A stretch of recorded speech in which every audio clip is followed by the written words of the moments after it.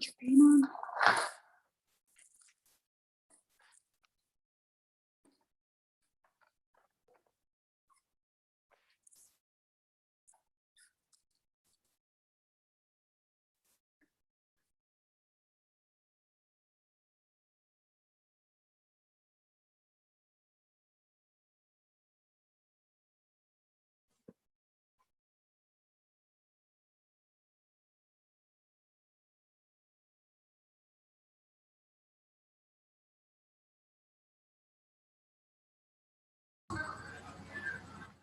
Oh,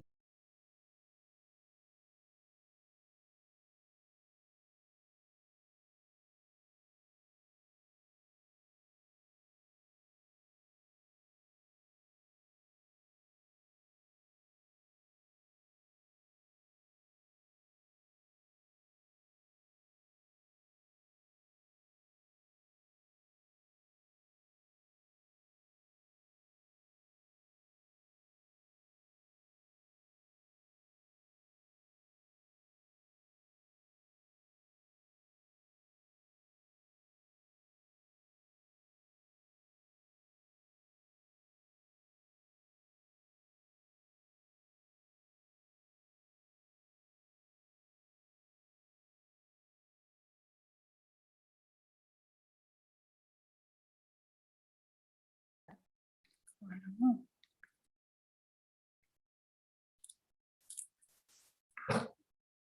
Trying to figure out where there's more.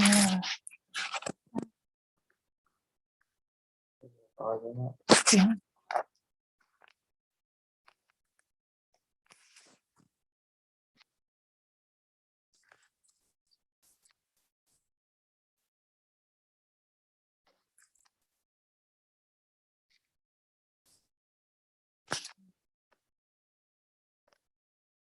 Looks like everybody's muted.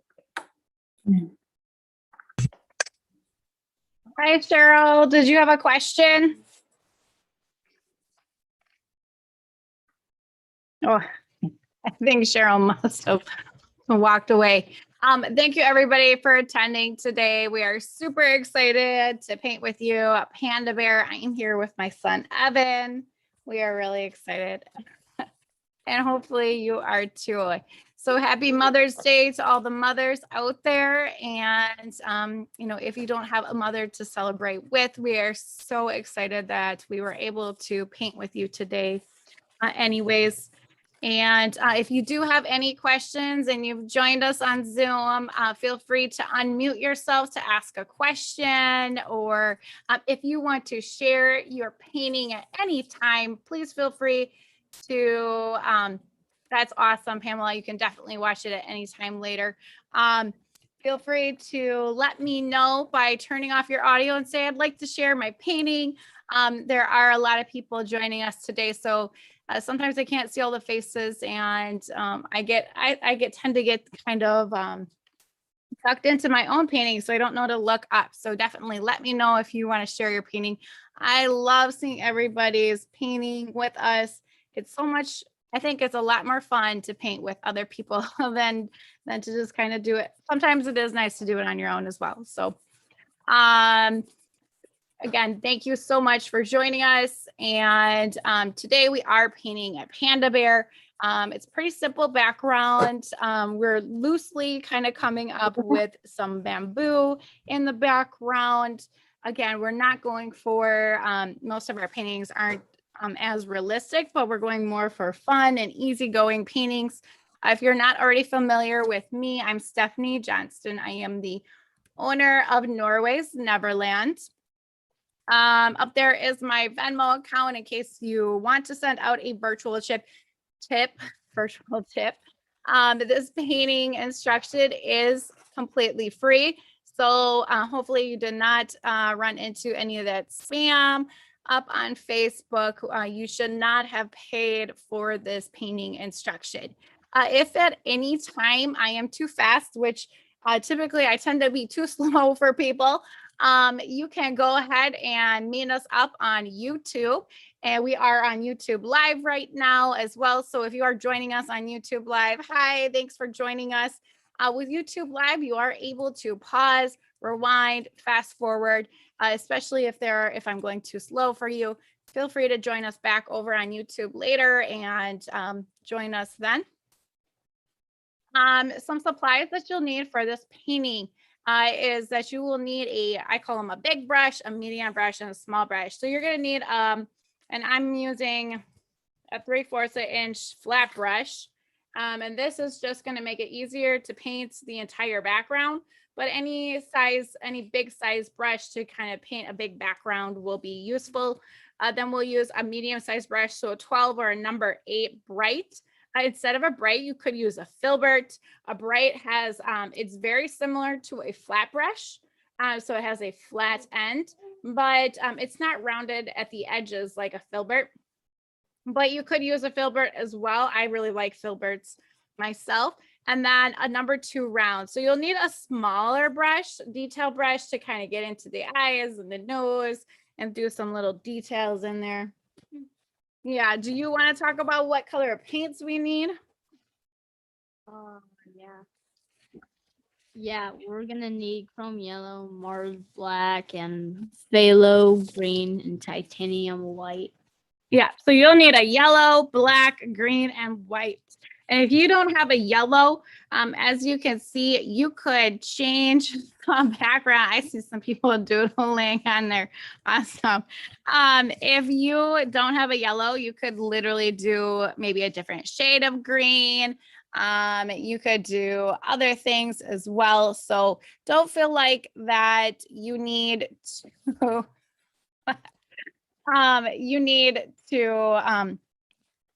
use the same colors as me. You know, if you really like purple, like for example, I'm sure if any of you have joined me before, purple is one of my favorite colors. Anytime I can use purple, I go ahead and add that in there. So, you know, you could always add a purple or a blue background as well. And it would be fun too, kind of to change the colors of the panda. So we are going to make our panda black and white. Right now, if you do not already have a stencil, and you don't necessarily need one, but I would recommend kind of drawing the idea of the panda on your canvas. So what I would do, and thank you so much, Brenda, over there for showing us the first start to drawing the template would be making the circle for the head. So you want to do kind of like an oval. And right now I just have some pencil on mine. But if you use a permanent marker, it will last. It'll show through your paint a little bit better. So I'm just going to, I don't know if you can see my canvas at this point. I still have the screen up high, but draw a circle for the head or an oval. If you draw it more circular, that's okay. And then you're going to draw 2 circles for the ears on the top.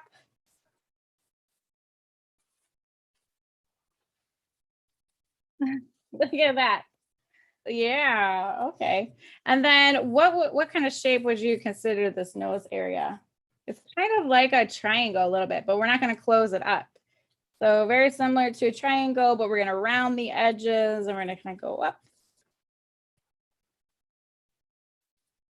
Like a teardrop almost. So we're going to create the nose area. And then from there, you'll create some spots around the eyes. They don't have to be completely symmetrical on both sides, but if you want them to be, you can. And then we'll have 2 circles for the eyes. You can make them as small or as big as you want to. Oh, I just made one bigger than the other. And then what you could do is another triangle for the nose, the actual nose itself.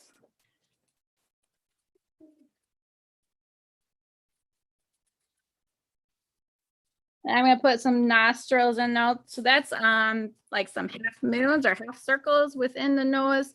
That's not really a big deal. You're probably not going to see it because most of the nose is black, right? Can't really see the nostrils in there. So I would almost skip that part. And then make sure you have a mouth. And the mouth kind of hangs down a little bit lower than the head. And then for the body, we're going to create another circle, but the circle is going to run off the canvas. So it goes all the way off. And he's got a cute little paw. We tried to make it very simple here. So we're just doing a nice rounded paw. If you do a circle, that's okay. And then just make it a little bit longer up on the top. And then we're going to create a big piece of bamboo. So the bamboo kind of goes like an hourglass. So it goes in. Oh, you wanted to see everybody? Okay, I'm so sorry. I haven't missed seeing everybody. So you're going to want to go in the middle, and then it kind of comes out. And then at the ends of it, you're going to create a line. And then we're going to keep doing this over and over again. So we're going to create a pattern. So we're going to go in and out. And then when that stops, we'll create a line. Did you not want to finish drawing your? Oh. And again, you don't necessarily need a template. I like knowing where things are going to go on my canvas. And if you mess up, that's okay, because we are going to paint over it and you can always correct your mistakes. I have a big Sharpie, so not everything is perfect on mine. So now that I've created like the baseline for the bamboo, I'm going to create some leaves. And those are just going to be lines that come off. And then I'm going to create kind of like a teardrop leaf. Are you going to leave yours blank? Okay. Because I just need to leave this part. Okay. Oh, okay. Because it's lighter colored. Yeah. If you do use a Sharpie, you do have to paint over it more to cover the color, because Sharpie does bleed through. Sometimes it creates some depth. So when there's like a dark shadow underneath, it might make it look like we created a shadow on the leaf, even though I did not. Sometimes that's nice having the permanent marker in there. It makes it look like I tried to create extra detail that I didn't. So I'm going to give everybody a couple of minutes to create a stencil, and you don't have to create the same one as me. But again, we're not coloring the background. We're not figuring out where every place is going to be in the background yet. We're just figuring out the most important part is, where is your panda head going to be? Because you want to center that in your canvas. So if anything, just make sure you put a circle maybe in the middle of your canvas. Maybe you have a square one. Those are fun. I have an 8x10 myself. And so I had to adjust my image a little bit. I made him a little bit bigger. And Cheryl, I don't know if you're there yet, and if you had any questions, we're going to check the chat box. Yep, click on that. Okay. Any yellow color that you have is okay. Even we have like a deep yellow, that would be cool too.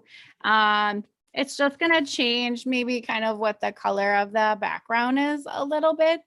And I tend to think it looks a little bit better when it's more green anyway. So I wouldn't make a big deal about whatever yellow you have. And I will show my drawing as long as is everybody okay with switching from the presentation over to the camera now? Some thumbs up.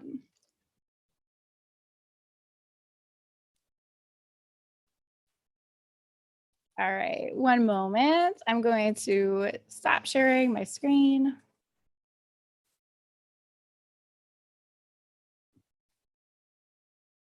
You press stop share. I wonder, did it stop sharing? Oh. No, you just press stop share, man. Where? Go off of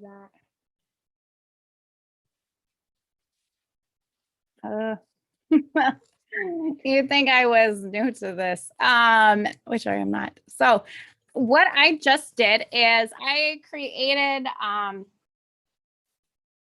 turned my video so that my painting is the primary picture.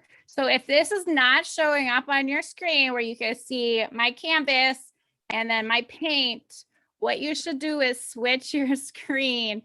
There's a couple different views that you have on Zoom. So there is a speaker view, and that is what you want to make sure that you have. If you have the gallery view, you will see everybody else. But I recommend switching to the speaker view. Is anybody having any trouble seeing my canvas right now? No? Thanks. I love the feedback, and when you're able to show me your faces, I know I can see with a nod of the head and how things are going. So I just quickly sketched this up. I know you guys didn't see it while I was doing it, but I did the, the oval for the heads and some ovals for the ears. If you wanted to create a triangle for the nose mouth piece, that might be easier for some of us. And then create some shapes for the eyes, circles for the pupils. And then again, I would create maybe a circle for the paw. If it's easier, you could just create a line and then make some, break it off into little chunks. And then give me some thumbs up when everybody is ready to start painting. And if you're not familiar with Zoom, there are some reaction functions with thumbs up, or you can show me your video. Thank you.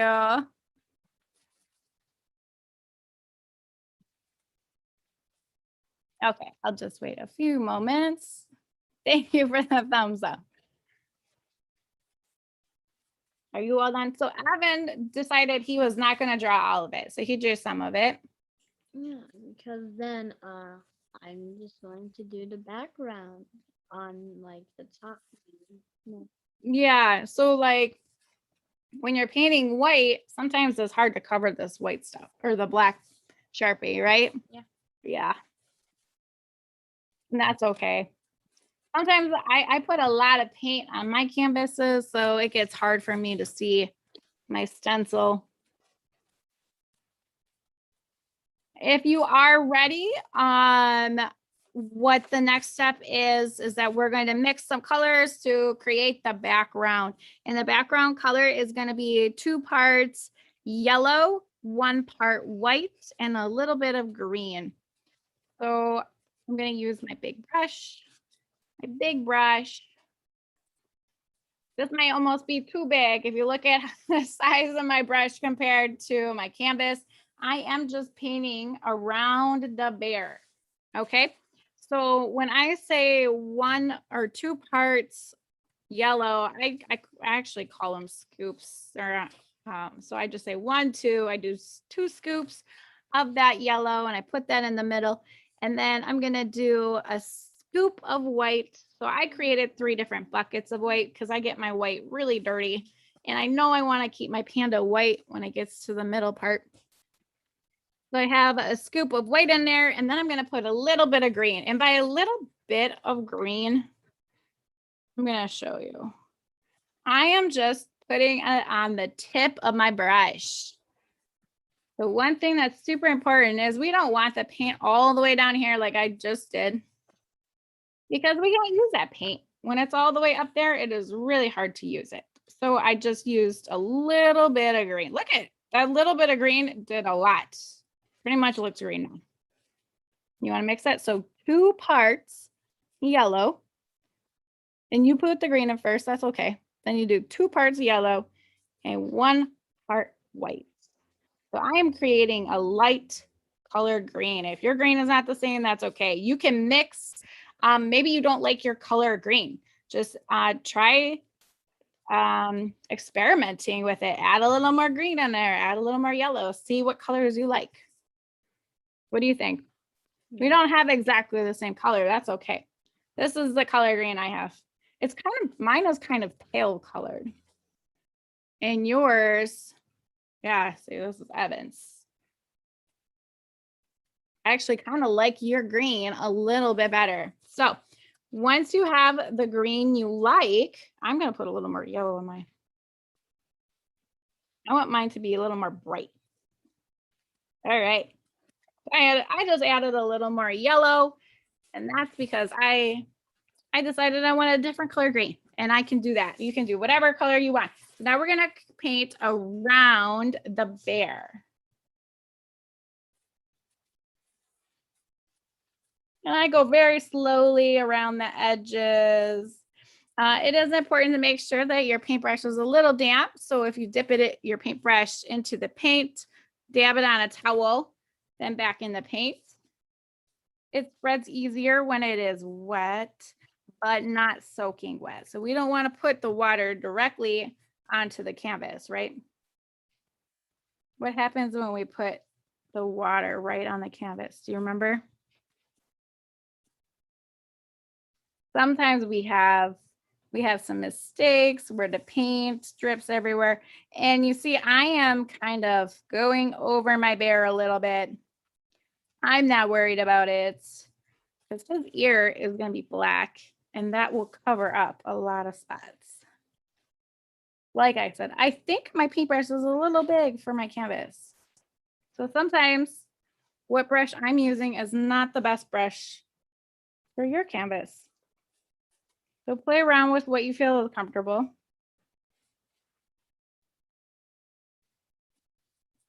And I like how bright this is. So bright. I accidentally got a little bit of yellow in there, but that's okay. Oh, thank you.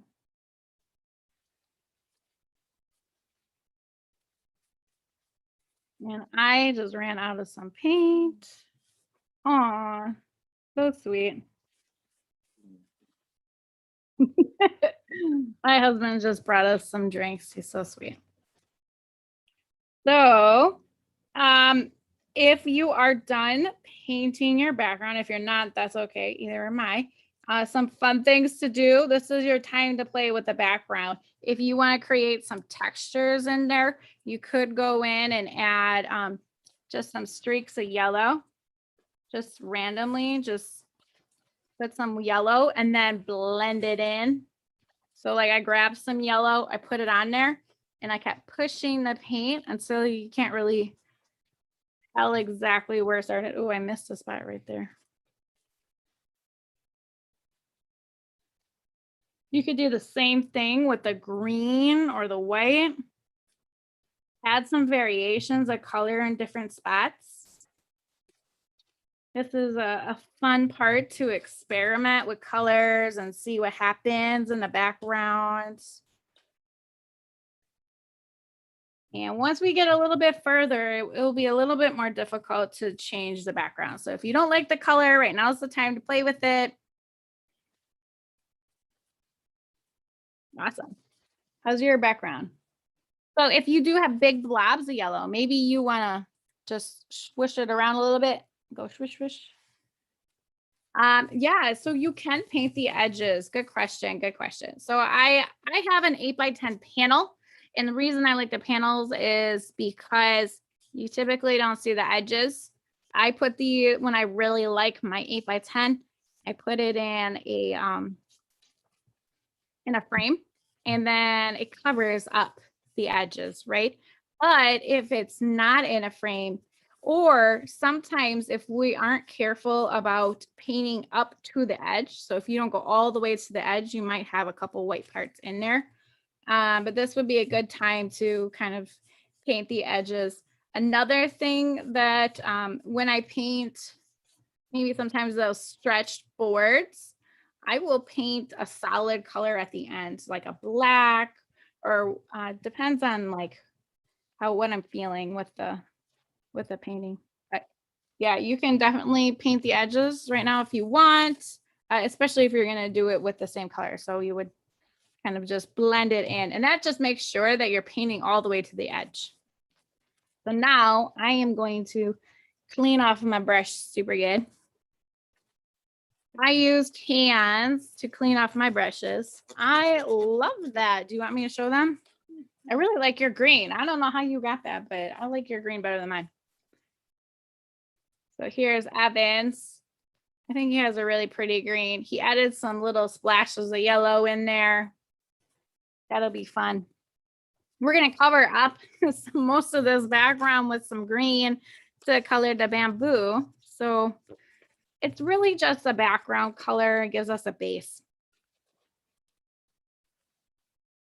And I really like using hands because they have these little edges that I can kind of scrub in the paintbrush and really get all that paint off. And then I use my cloth to wipe it off. All right, so I am going to switch my paintbrushes because this is a big brush. So what are we gonna do next? Do you remember what the next step is? Well, I guess we're just gonna make the branches. In the background branches, right? Yep. What color are the background branches?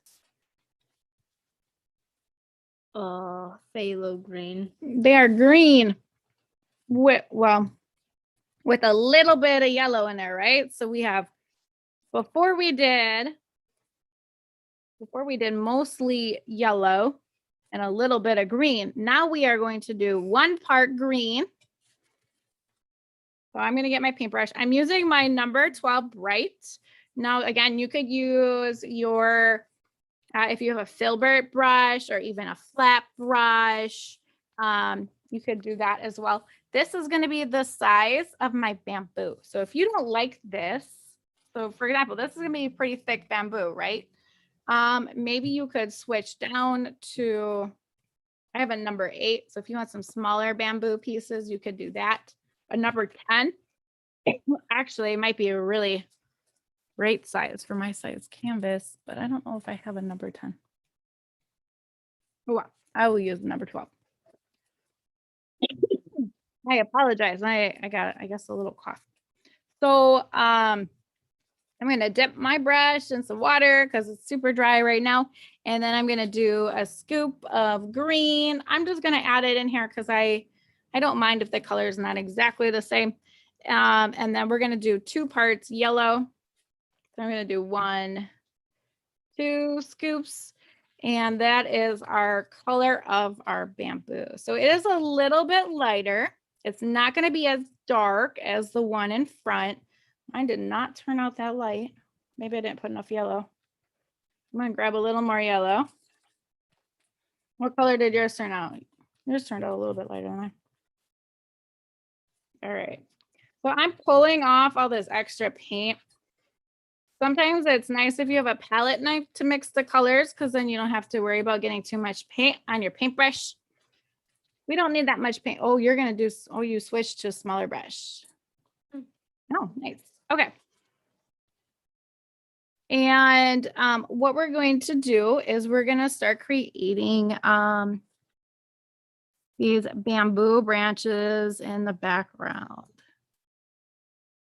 You're just going right at it. Okay. So just kind of decide where you're going to go, and you're going to make, again, a pattern like we did on this one, but it's going to be very loose. Oh, I could definitely slow down. Let me know when you guys have your background done. Oh, perfect, Rachel. Normally I'm told I go too fast or too slow. So I am more than happy to slow down. And again, just make sure that you fill up all the white spots in your background. So go around the edges.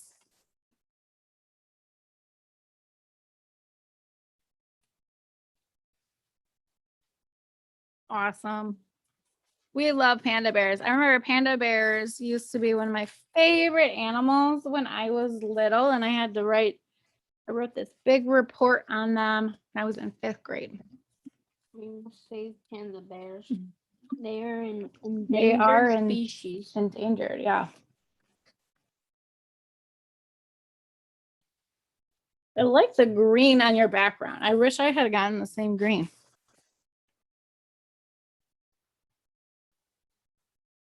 So what are your tricks that you have when you draw leaves? Do you know? No. No. No. I just started making branches. Oh, okay.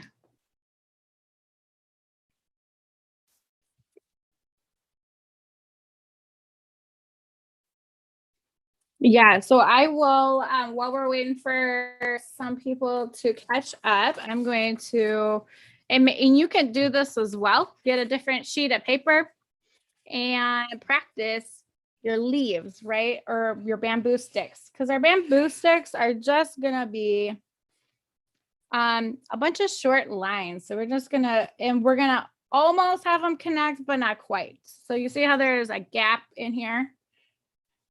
And then I'm going to stop. And this is why I was saying the width of my brush is going to be the size of my bamboo. So if I didn't like this, or maybe if I want to create variations, I could use different brushes. And we are just going to keep doing that. So it will be important to make sure you have enough paint on your paintbrush. So you're going to create these type of patterns on the background. So I can show you how with a smaller paintbrush. So this is my number 8. I can create a different size bamboo stick. Works better when you got enough paint on it. And you're going to want to pull it all the way to the top. So I know I stopped right there, but you're going to want to keep going all the way to the top of your canvas. So don't stop, just keep going. And you're going to want them to go in different directions. So have some going straight maybe, and then some kind of curve to the side. So I'll have this one go over the top of it.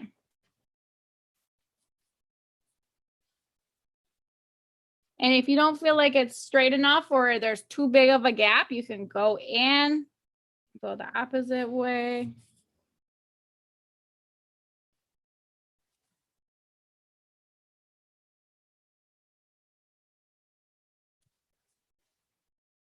And then we created a bunch of them in the background like that.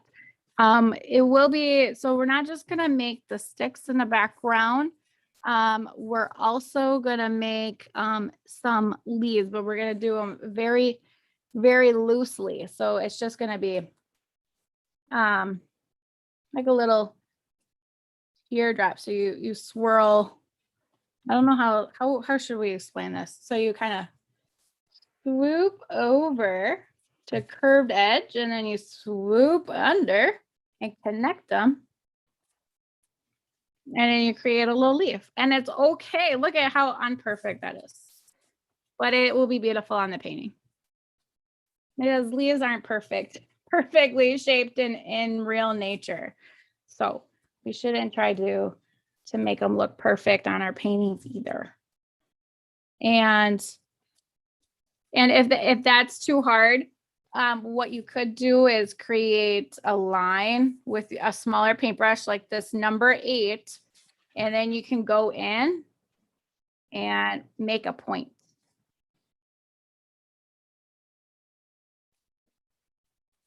So then it's still kind of like a leaf.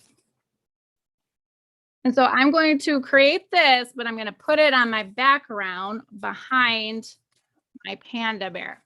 So the color of this bamboo was 1 part green, 2 parts yellow. So I'm going to show you. We just get 2 scoops of green. Oh, sorry. I just put in too much green. 1 green. I'll just put an extra yellow. So it is 1 part green, 2 parts yellow. So now I got to put in 4 parts yellow. I did a double batch. I'll just use it for the other parts. I got a lot of paint now. Woo. All right. I'm going to create some variations. So I'm going to do some big bamboo sticks. I'm going to do some little ones. I'm wiping all this paint off of my brush because I don't want that much paint. I don't want it all the way up to here. Where you want your paint is right here. So you want it on the edge, not even halfway at the most. You can always go back and get more. So we have, let's see, we have a bamboo stick back here.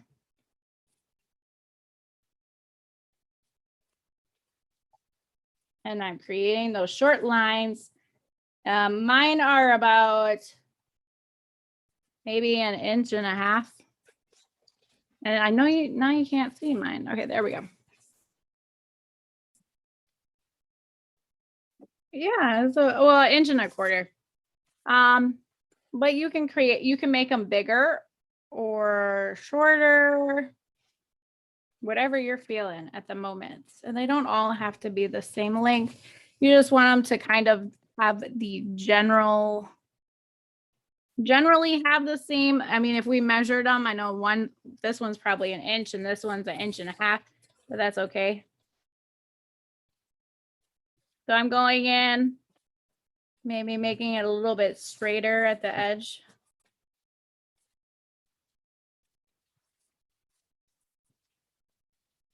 I'm gonna get a little more water. I want mine to be a little more translucent so I can see the background. I'm gonna create some more in the background here. Where should I create another one? This is the fun part. You get to just pick where things go. I'm gonna have it go over. So I'm gonna have it overlap. Maybe a big fat one right here. Oh, he's gonna go over the panda bear a little bit, just so I know where I'm going with him. You already filled up your background. You are so fast.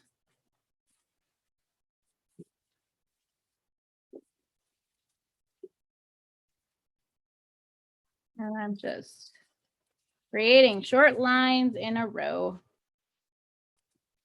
And then when I don't like something, I just go back over it and touch it up.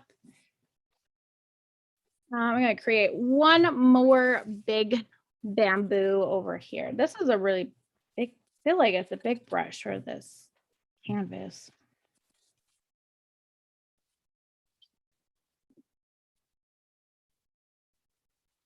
And just connecting them. Ooh, that one big.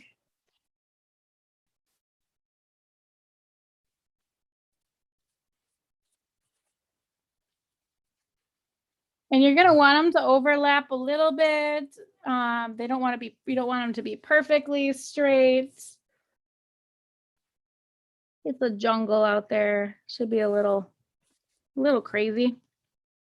All right, I'm gonna switch over to my smaller one. Actually, maybe I should create some. You created a lot of leaves and stuff, huh? Yeah. Create some leaves in here. Oh, I like it better when it's a little more translucent.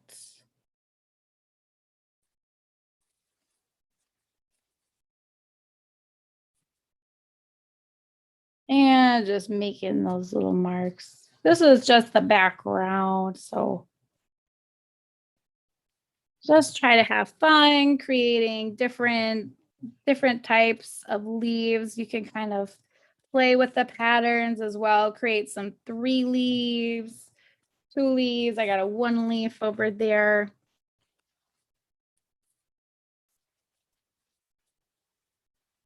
Then I'm going to go in. You know what? I was going to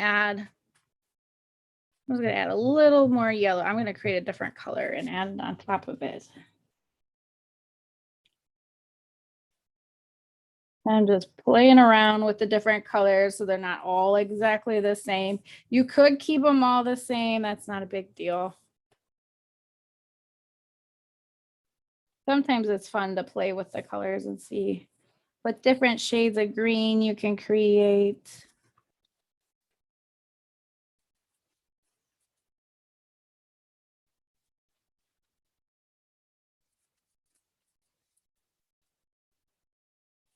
Just creating a bunch of one. And you want to fill up the whole background. Now, if you created a couple bamboo in the background and you really like how that looks, you can leave that as is. The painting that I did before, I just filled up the whole background. I just kept filling it up till there was not very much of just that plain background anymore. So I just kept repeating these steps. So just messing around with the different colors and adding different layouts as well. So you want it to go, maybe some go left and some go right, some go straight.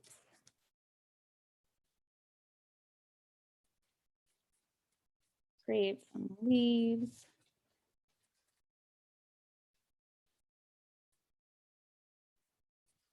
Oh, you were cruising. You're probably gonna have to slow down and wait for us all. I know you're not very good at waiting.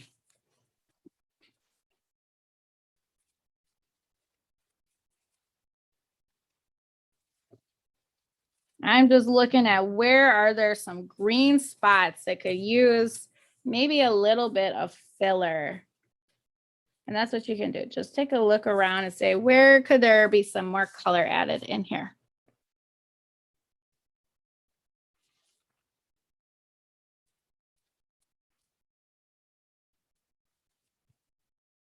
And it's okay if it doesn't make sense where you put your leaves or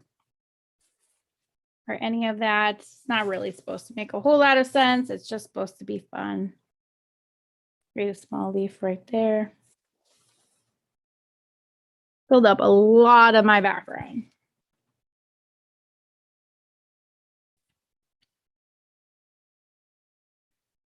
How's everybody doing with their bamboo?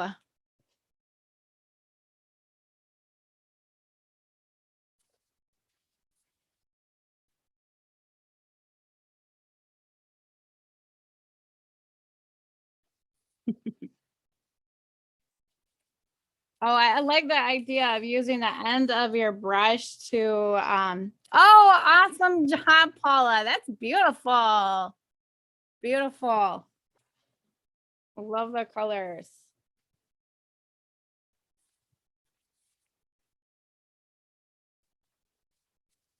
If you wanted to add texture in there, I mean, you could always add in different colors of green, make one side darker. I wouldn't worry about the background. We're gonna focus on the bamboo of right in front of the bear. That's gonna be our focus.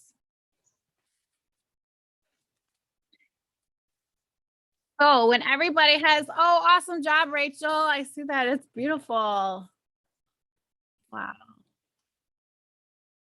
And wow. Oh, I like it. I like it. You guys spaced yours out way better than mine. He looks like he's like stuck in a bunch of green mess. And that's the thing. You can do these paintings over and over again and they'll be different every time. Right? And that's the fun part of it. It doesn't all have to be the same. So the next step is that we are going to paint this branch and it's actually a darker green, right? Mhm. Do you know what color green it is? It's a darker green than the other. Than the other one. What I'm gonna do is I'm actually gonna use, I have a bunch of paint left over. So I am going to, for the leaves, good question. So for the leaves up there, I did kind of like a little smiley face, and then I closed it up by creating a swoop on the top, and then I just painted it in the middle to create a leaf. Now, if it's hard to do that with the paintbrush you have, you could switch over to a round brush. Those are sometimes easier to do, or using the tip of your brush. So instead of holding it flat, hold it up, and then you can create smaller marks. So try playing around. When you go like this, that's how we created the bamboo. We laid it flat, but when you create the brush or the leaf, it's up straight to create those smaller points. Now, it's not a perfect leaf, but like I said, we're not looking for perfect leaves. I am going to use, any leftover green I have for this one, and then we're gonna do some shading. But if you want to just use start off with the phthalo green, 1 part phthalo green and 1 part yellow, you could do that as well. This one should be a little bit darker. It's in front. It's going to be our focal point too. So I'm just going to use the leftover green I got and then add maybe some shadowing into it. So I have I did a double batch of that green. I need to use it up. I don't like wasting my paint. So I am going to go in and I'm just going to color in this bamboo here. And that's why I did the permanent marker, because I could see where all my marks are, even when I paint over it. This is a little bit darker anyways.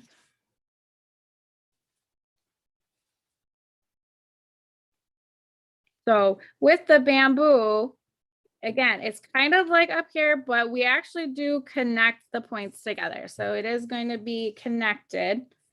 The background is just supposed to be more of a concept of bamboo in the background and not actually worry about it looking like bamboo. And then up front, it'll look more like it. And the knuckles of the bamboo are a little bit thicker than the middle parts, the different sections of it. So it gets wider at these different points, and then it goes in and then it goes out. You see any questions, Evan?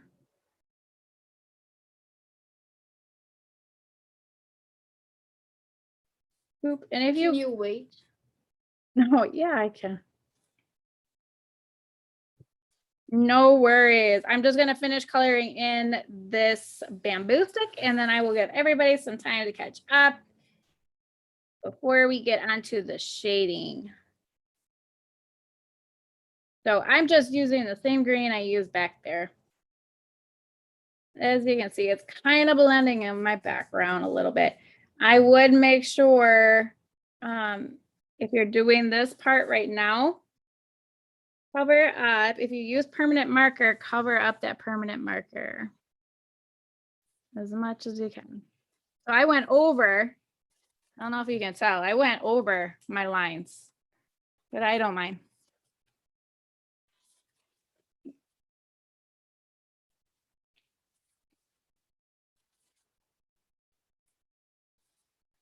How's yours turning out, Evan? Yep. Turning out okay? Yep. I'm trying to clean up my sloppy painting down here. Make sure it goes up and down. And I can clean. So I did get a little messy when I was painting this. What I can do when I paint the black body, I can paint over the parts I didn't want. If I think, oh, I shouldn't have painted that much green, I can paint over it with black when I'm painting the body. So because I know I can clean it up, I'm not really that worried about it.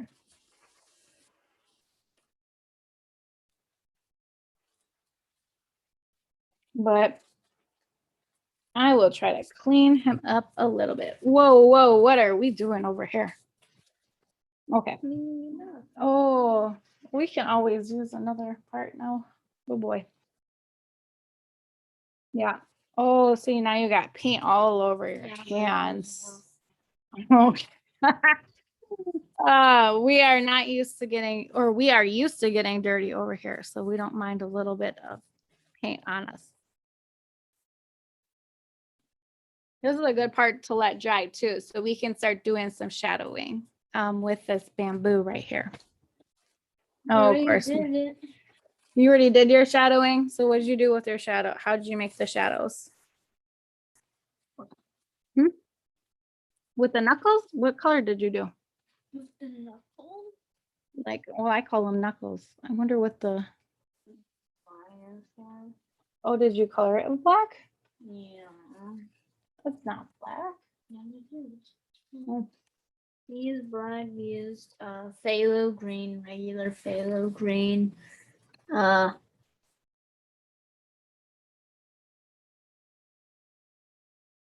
I don't know. Give me some thumbs up when everybody is ready to start doing some shadowing. Shadows and highlights. I think I'll go Awesome. Thanks, Edna. above and use Where do shadows go? on the bottom. On the bottom, yeah, because the light comes up from up above, right? So the highlights are gonna go up here, but we're gonna create some shadows underneath and in between each one. Ooh, what are you doing right now? So you can, I'm probably, let's see. I'm gonna use, I don't know if the phthalo green by itself is gonna be dark enough. Let's see. Was it dark enough? I am using the number 8 right now. And I am just going to darken the middle part, the little sections where the bamboo connects. I call them the knuckles. I don't know if anybody out there knows the official word for it, but we're gonna go with knuckles until we know a better word. I'm just gonna create a little darker area right there. So we're gonna create we're gonna go over the line. I can still see my line in Sharpie, so that's good. But if you can't, that's okay. We're just darkening that area. And I am using the tip of my brush. So it's up and down to create this edge. Now, if I went down like this, it creates a fat line when it's down, but when I have it up, pointed. And what also helps is if you smush your paintbrush on one side and then you smush it on the other, you'll get a pointy tip, right? Pointy tip.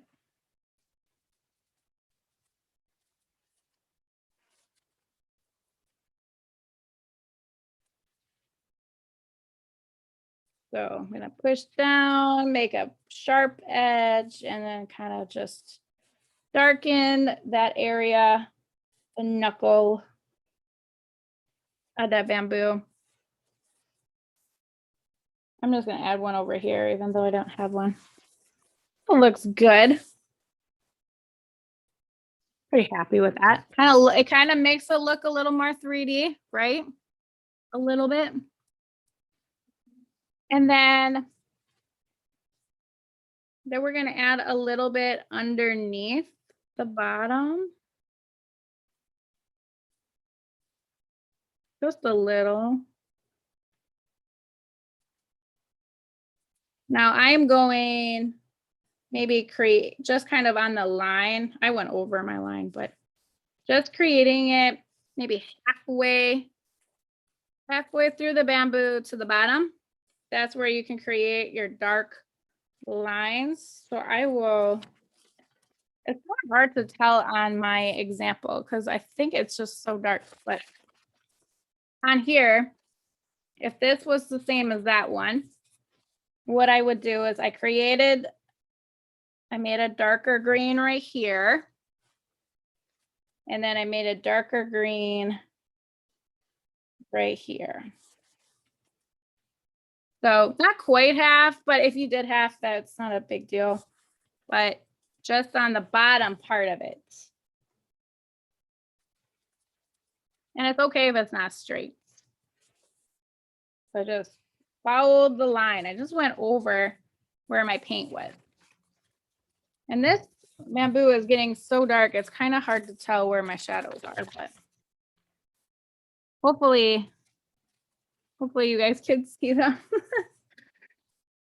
And if we aren't comfortable with adding details, I think this painting looks fine without it. I personally love Panda Bear, so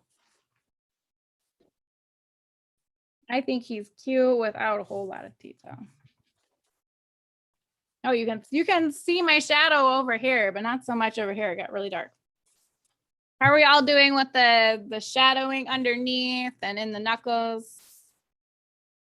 thumbs up. Let me know when you're ready. You can, if you're bored, you can, if I'm going way too slow, you can add them to the background as well.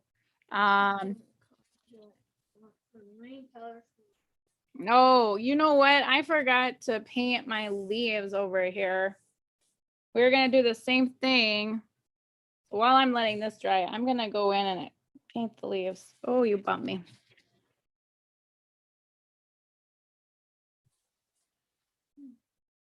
What color do you use for the main bamboo? I use the same green that I used up here. But I would recommend maybe making it a little bit darker. So doing, well, this looked pretty dark. Part phthalo green and a part yellow was the base. And then just phthalo green was the shadow. So it's crazy what a big difference, just a little. So this had 1 part yellow mixed with green, and this just had straight green. So then it created like a shadowy color underneath. I must have mixed it too much. It got darker here, but maybe there's more light coming from this side. And I am going to, since I kind of ran out of my color, I'm going to just use straight phthalo green for the leaves and see how that goes.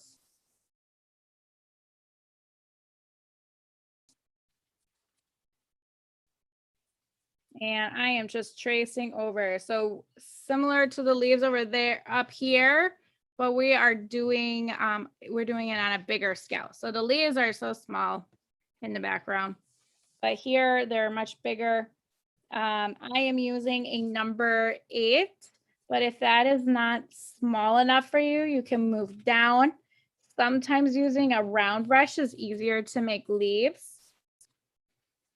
And I want this to pop in front of that. So I'm going to make sure the color is over it. Okay.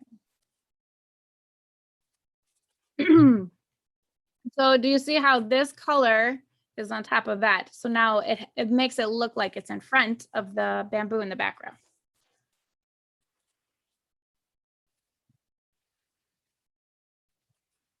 And I like that I did a darker green right there.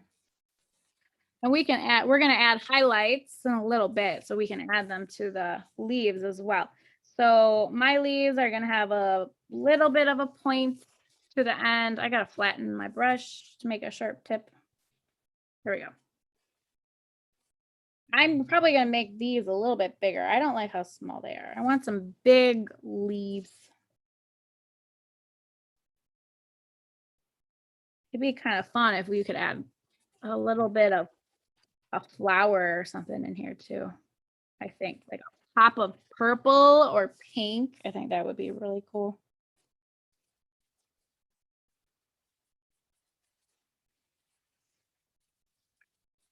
You did really good with your bamboo. I think your bamboo looks a little bit better than mine. Can I show everybody?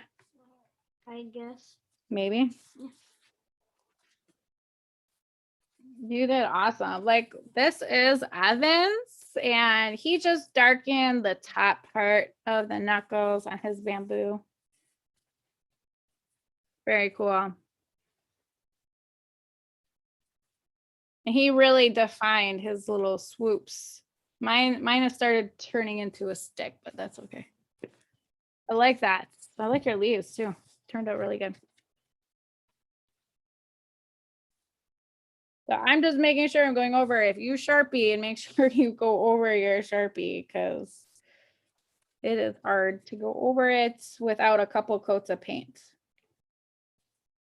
So I made my sticks a little bit thicker. That's okay. I'm actually going to make this leaf a little bit bigger.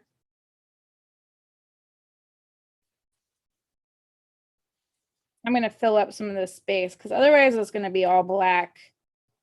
So his belly is all black. And I want to add more color. So I'm adding a bigger leaf right here. Oh, geez, I just made it so big. There we go. I wanted to make it big, right? And then we go down.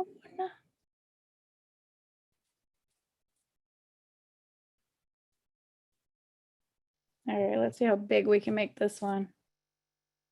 Sometimes those mistakes are like good mistakes. I like how big it ended up being.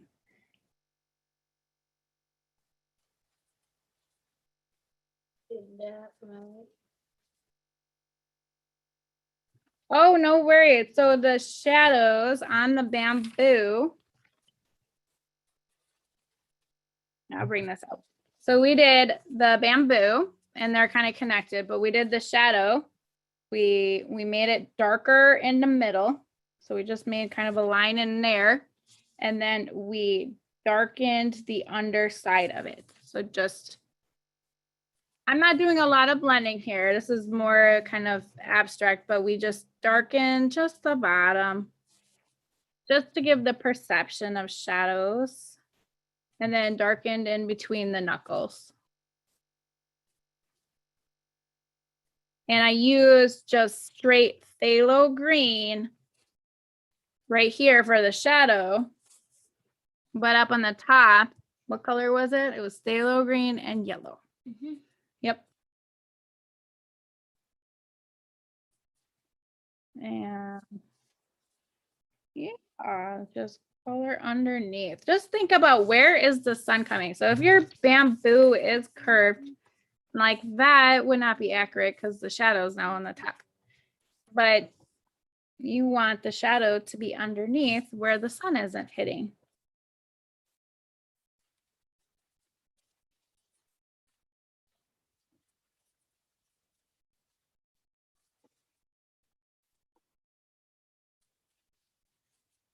And I'm gonna make my tip a little bit pointier. Just using the edge of my paintbrush. And then I need one more leaf over here, right? And you can add as many leaves as you want. Maybe you feel like it needs some more leaves up here.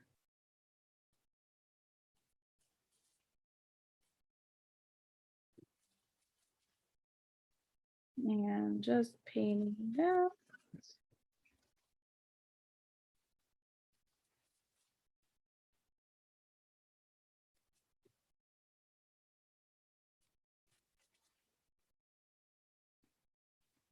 And there we go. Now, typically, like the bamboo leaves tend to be thinner and more narrow. But if you made a wide one, like this one's kind of wide, you can always just make it a little bit longer,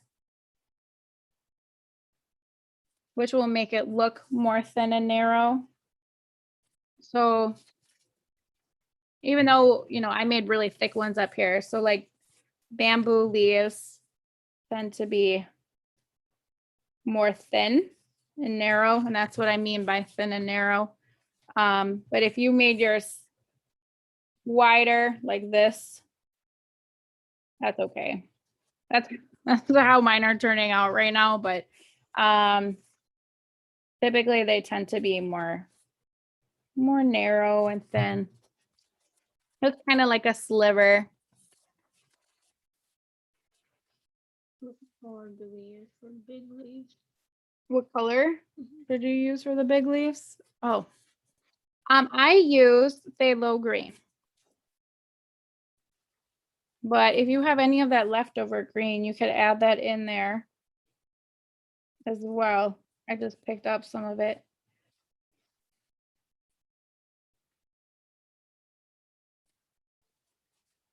And I am a big fan of adding different colors into your leaves. So whatever greens you got laying on your palette, just pick up some of them and add them in there and kind of like play with the color a little bit, because typically, you know, leaves, if you go out in nature, they're not all going to be the same color. Even within the same leaf, it's going to have different colors and different areas, different shades, not just from the light and the shadows, but just in general, they kind of have different coloring in them.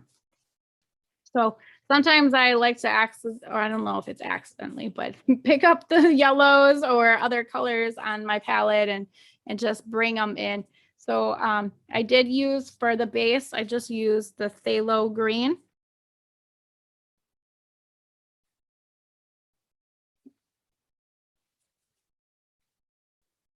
Now you want to look at my painting? Okay.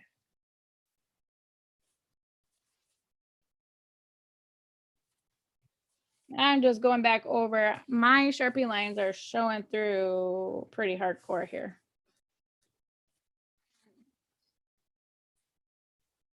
So I'm just doing a second coat. If you find that yours are kind of showing through too, you could always do a second coat as well. That'll help cover them up. I feel like it kind of adds some shadows in my leaves as well, so I don't have to worry about shadowing it as much. Once you guys are done with your leaves and your shadows, give me some thumbs up and I will be moving on to the highlights.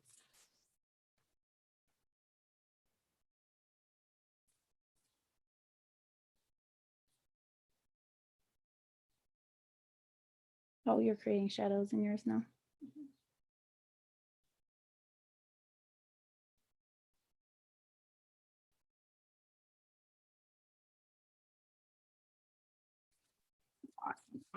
Awesome.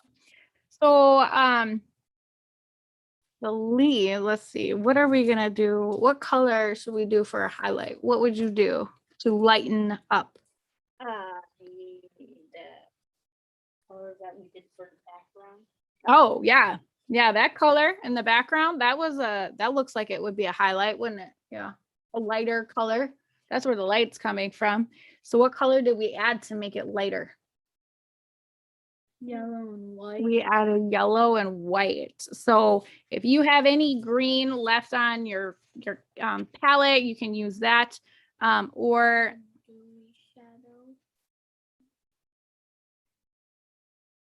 oh, the shadowing of the big leaves. I haven't really got there yet. Mine are really dark in color and they're actually not shadowed. There was some Sharpie in there. It looks like shadowing, doesn't it? What you could do is add a little bit of black. Yeah, add a little bit of black, but not a lot. I mean like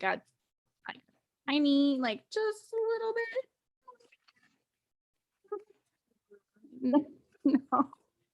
No. Barely any black. Black does a lot. Yeah, you don't need a lot of it. And then mix it up with some of that phthalo green. And then right here is like a darker, look at, well, I can't, yeah. It doesn't look very much darker, but it is. So then you're going to repeat the same step. The underside of the leaves would be that darker green.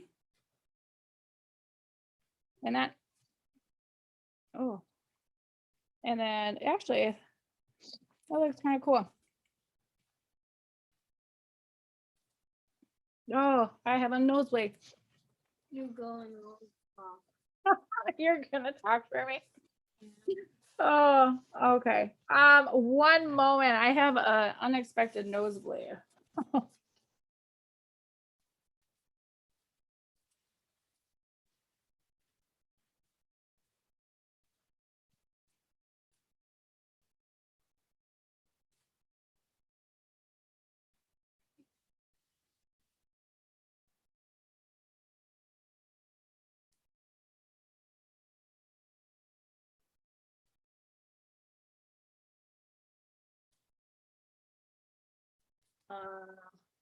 I guess we'll use this moment for you guys to catch up.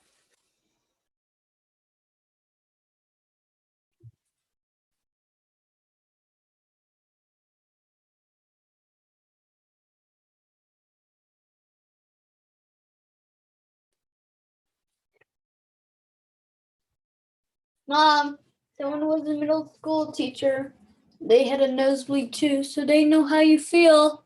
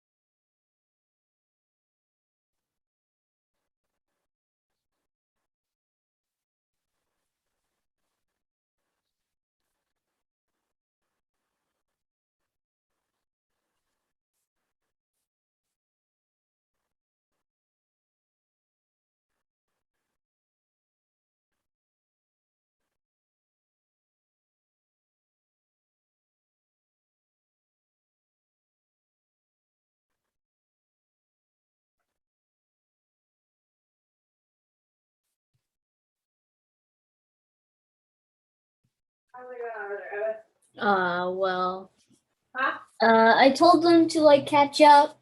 Oh.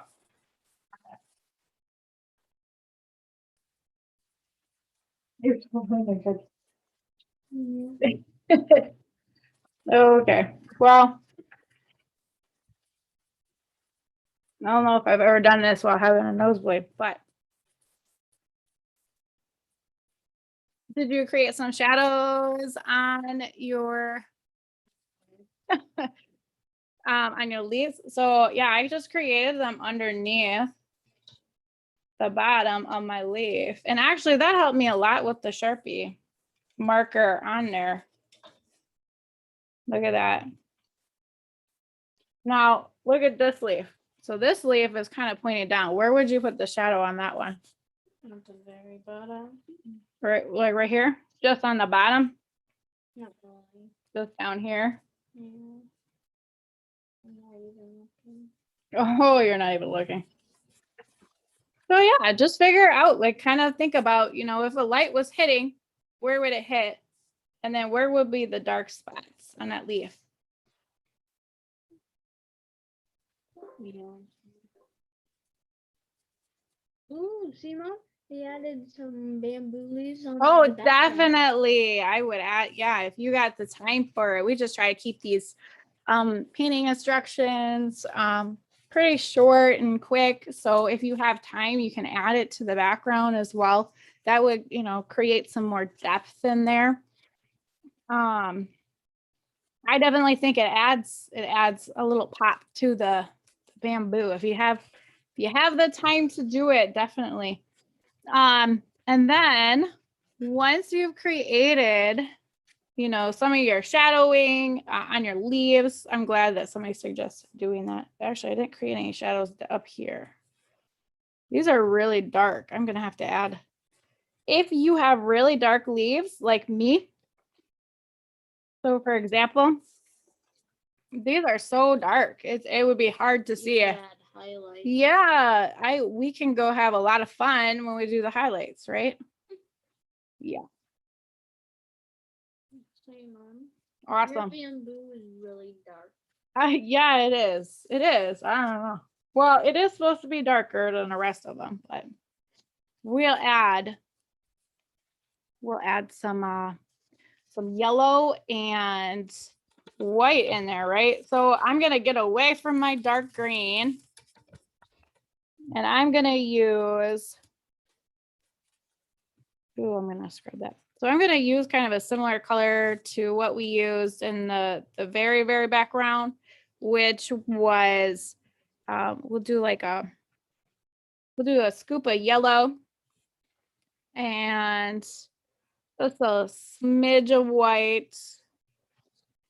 And then I'm gonna pull up some phthalo green, maybe a little, yeah, and some phthalo green. So I used, yeah, that looks like the same color, doesn't it? Almost, not quite as dark or light. So I use yellow, green, and white to create that lighter color. And then where do we put the lighter color? On the top. On the top. So then you're just gonna you're gonna do the opposite. So we're just gonna create a swoop on the top. So I know this one is so dark, it's hard to tell, but we're looking at this, and this is our shadow, then our highlight is gonna be right up here.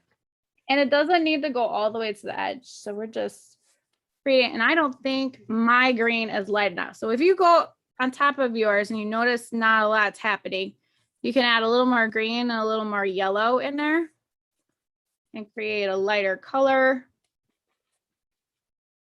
That's why sometimes it's fun to play on here. So then that's a little bit of a, yeah, that looks more like a highlight, if you can tell. It blends in very well, but. Pandas have great camouflage for their environment. Pandas have great, what? Camouflage. Camouflage. Well, what's, aren't they like black and white? No. It says here that they have great camouflage. Oh. Where are you looking right now? So I am just creating it in between the little knuckles. So just doing a swoop. I'm going to add some water in here. Make it a little more translucent.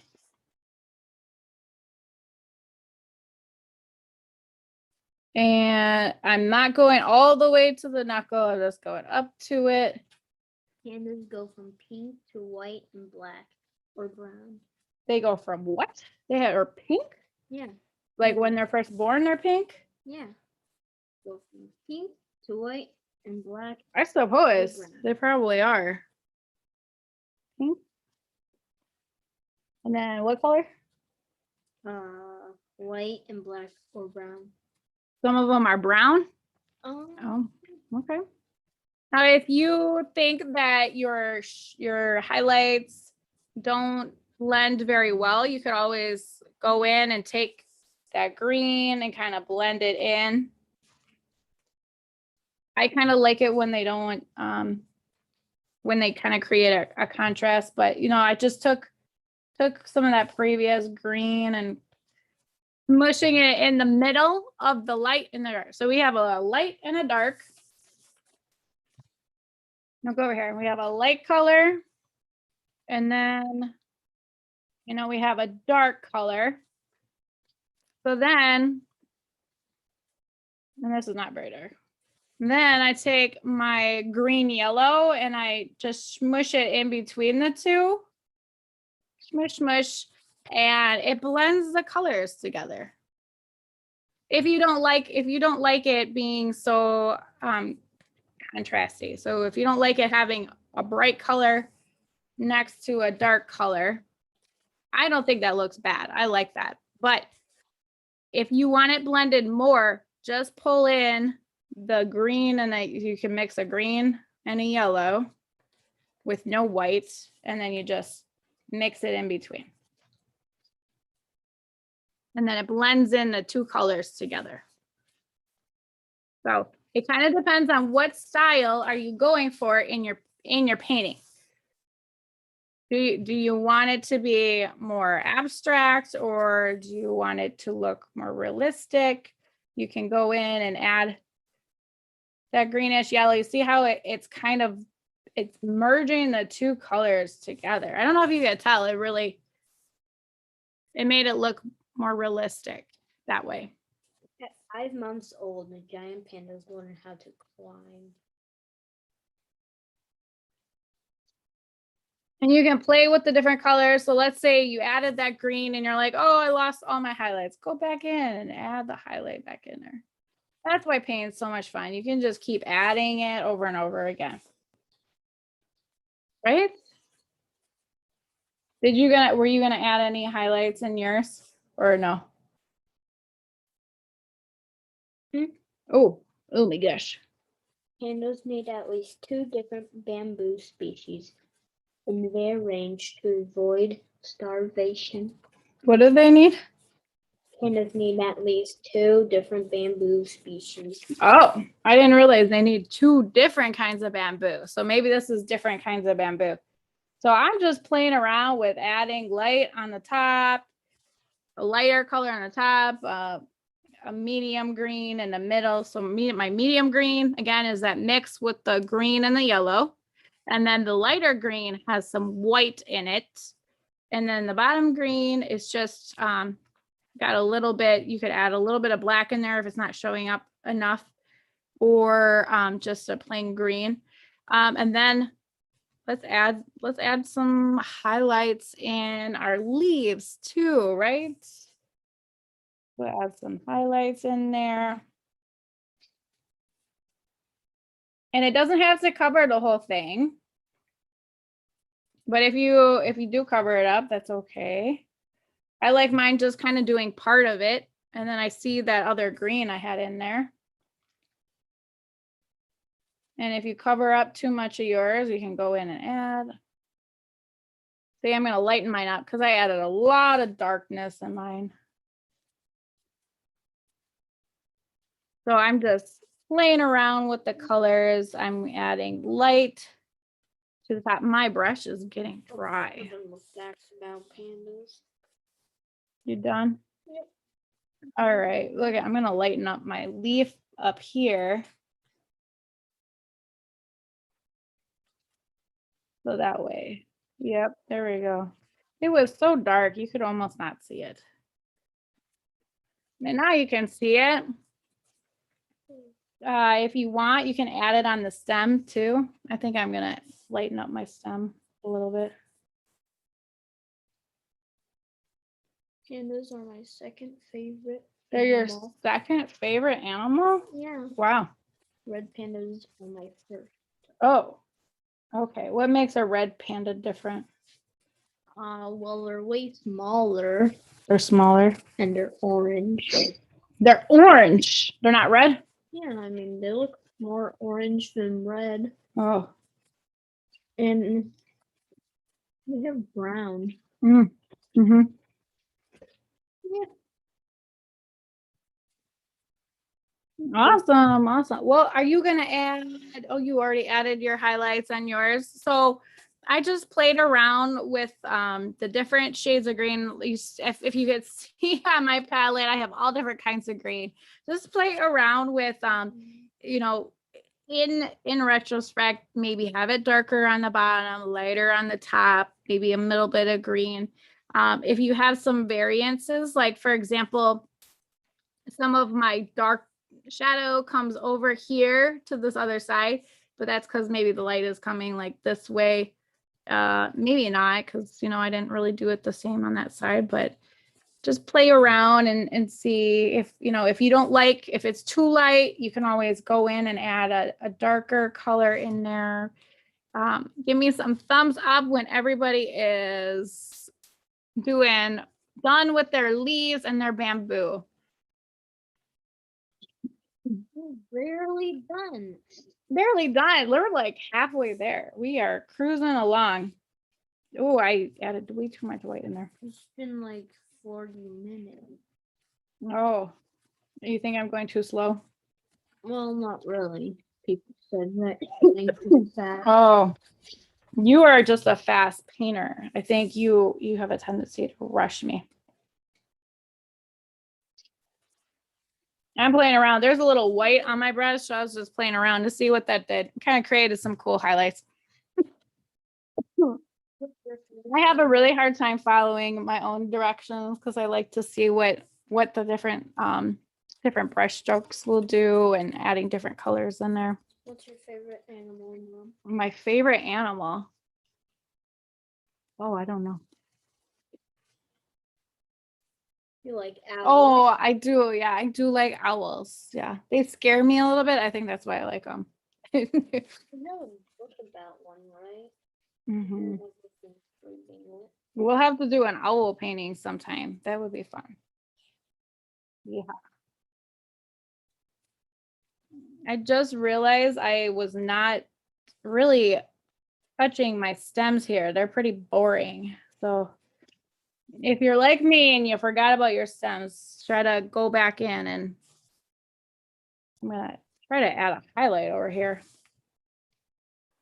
Okay. There we go. Now you can see a little bit. Yeah, I forgot about my stems. If you are not happy because your stems got super thick, like mine did, one, I would say that's okay. Two, you could skip that part. We'll paint over it with black, and then you can go back over it later with a smaller brush. Because we're gonna do the body, right? I know you already painted the face, but I'm going to clean off my brushes, and then we are going to go on to the Panda Bear. Yay. You get to color Panda Bear. Color him. Wouldn't it be fun to make it like a blue or purple Panda Bear? Just putting it out there. If anybody wants to make their Panda Bear some fun colors. Ooh, or even a pink, like a fuchsia one. That'd be kind of like pink and purple mixed together. I think like fuchsia. Wouldn't that make purple? Then like pink is just lighter purple. Yeah, I guess then it has a little more blue tones in it. Oh, that would be so fun. It would be like pop art. Nice and bright colors. This is like such a bright green. I feel like another bright pink or something would be a really good color in here. So for the Panda Bear, we are going to be working on his right around the patches around his eyes, his nose, and his ears. And what color are those? What color are his ears? Black. Black. Yeah. But we're not going to use solid black. That would be just too boring. So we are going to add 2 parts black and a part white. If we could not paint on the table intentionally, that would be really awesome. I know. But then What if your gray. arm? So you know what happens when you paint on the table? You get paint all over your arm. I can show you my arm right now. I did not intentionally paint on the table, but as you can see, we have a nice painted table. It's really pretty. Right. Yeah. Hopefully everybody has their area protected like me so they don't get paint all over. Or maybe it's not a big deal like it is here. It's just, it is what it is. So I am going to I want to use a small brush because my ears are kind of small. I think I'm going to use this number 8 again. He's getting used a lot. What? My number 8. It's It's a he. This specific brush is a he. I don't know. We should probably give him a name too. Why? I don't know. Would you? I don't know. You get a relationship with your paintbrushes once you start using them a lot. What? I'm going to use a second scoop of white. I just went in there and did 1 scoop and it didn't really create very much. So I did 2 parts black, 2 parts white. And then finally start doing the black now. well, I'm not going fully in black because we're gonna do some details in there. So like My or like on the final stuff, isn't it just gonna be black? it does look black, but actually around the edges of his ears are a lighter gray. That's about it. Yeah. And then we get darker as we go in. So I'm actually, I don't like this brush for that because I'm going to make his ears fuzzy. So you can use the number. Look like. I don't know. What does a real panda? It doesn't really look like this. I'll let you know that. I'm going to use my round brush because I want to make a fuzzy ear. And I'm going to kind of dab around his ear like this. Just going to push the paint into the canvas. And then it's going to make his ears kind of look fuzzy.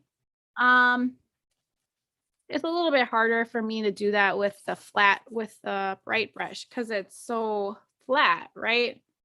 I mean, you could do it if you kind of did the tip of it like this. If you have a filbert brush, of course, I don't have one right in front of me. I do have a bunch of them though. Those have more rounded edges too. I'm gonna use my round brush because I have it out. So this is a number 2 round brush. And I'm just gonna use that. It's kind of a grayish color. I should put it up here. Okay, now I know what. So for the ears, I'm gonna dab around in a circle. And I'm just gonna kind of try to make it look fluffy, right? Kind of like a fluffy cloud. And so it kind of does look like it's black, but there is some white in there. 2 parts black, 2 parts white. And I dabbed around the edges to create a fluffy texture. Or if you aren't comfortable, Evan just made a round black ear. Now you could do that too. I did highlight or something. But you know what? Sometimes when I do roundness, I'm like, oh, it's not perfect. So I then did furry. going in, you can go in over it and just add a little bit of fluffiness to it later. What I did. See? Yeah, good job. All right, so I'm gonna make some fluffy ears now. Look how fluffy he is. And I like to go around the edges first. And I'm starting from in and then I'm pushing it out. And that's to kind of help eliminate from my ears getting too big. I have a tendency, if I start right on the edge of that line that I made, it's gonna get bigger and bigger. So you see how far in I'm starting, and then I'm just kind of pushing my brush out and creating some fuzziness. Go in there, push them around. Trying to keep it rounded. If it's not perfectly rounded, that's okay. Look at that. That's so cute. And I'm just doing the outside, right? I just went around the edges. And then I'm going to do the same thing over here. Push it in. This is the perfect time if you don't have a stable hand. I think my hands are getting less stable and more shaky as I get older. This is like the perfect time to just exaggerate it, or because you don't want it to be perfectly round. I mean, maybe you do, but whenever I don't have to make something perfect, it makes me feel more comfortable doing it. The expectation is that it's not going to be perfectly round or smooth. Now, if you had a Q-tip, that's another thing you could have. You could get in here, you could get the Q-tips out and create some texture in there with that. Those are some fun things. What are some other things you could do to texture your panda bear? Yeah, I'm sorry, you. Maybe somebody else has an idea.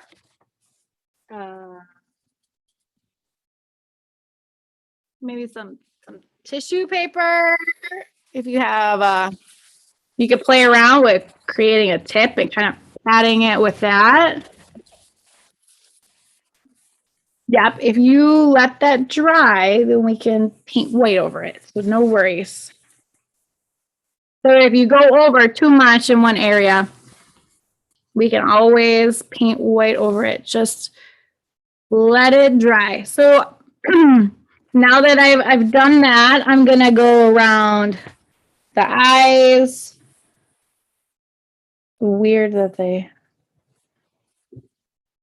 we're gonna have the inside of the eyes a little bit lighter color. I'm using that padding texture again. You can smooth it out if you want. Oh no, his eye is gone. I need some water. My paintbrush is getting hard. It's hard to paint when your paintbrush isn't wet enough. But if you put too much water on there, then things start getting runny. One time we painted a fox, right? And we put too much water on our paintbrush and he looked like he was crying because the paint fell down. I was like, ooh. Oh, right. But you can, if you make that mistake, let it dry, get a tissue paper, dry it up, and then guess what? You can paint over it. Ooh, I like how so Evan's moving on to the body, but he's making a whole body all fuzzy. I like that. I like it. So now that I have this gray, right, I've still got some gray left. So I created the gray. I mean, it almost doesn't look gray, but gray on the outside and then in the middle. I'm going to make the top of his nose gray. I'm going to try to keep this one smooth. We'll see how well it goes. And you know what? I don't really like how, there we go. I'm just going to keep it smooth. Usually the noses aren't too fuzzy, but you know, if you want to keep going with the fuzzy texture, you can.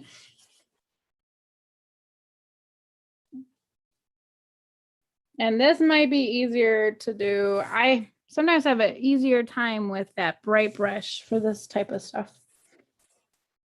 So I just painted the top of his nose that gray.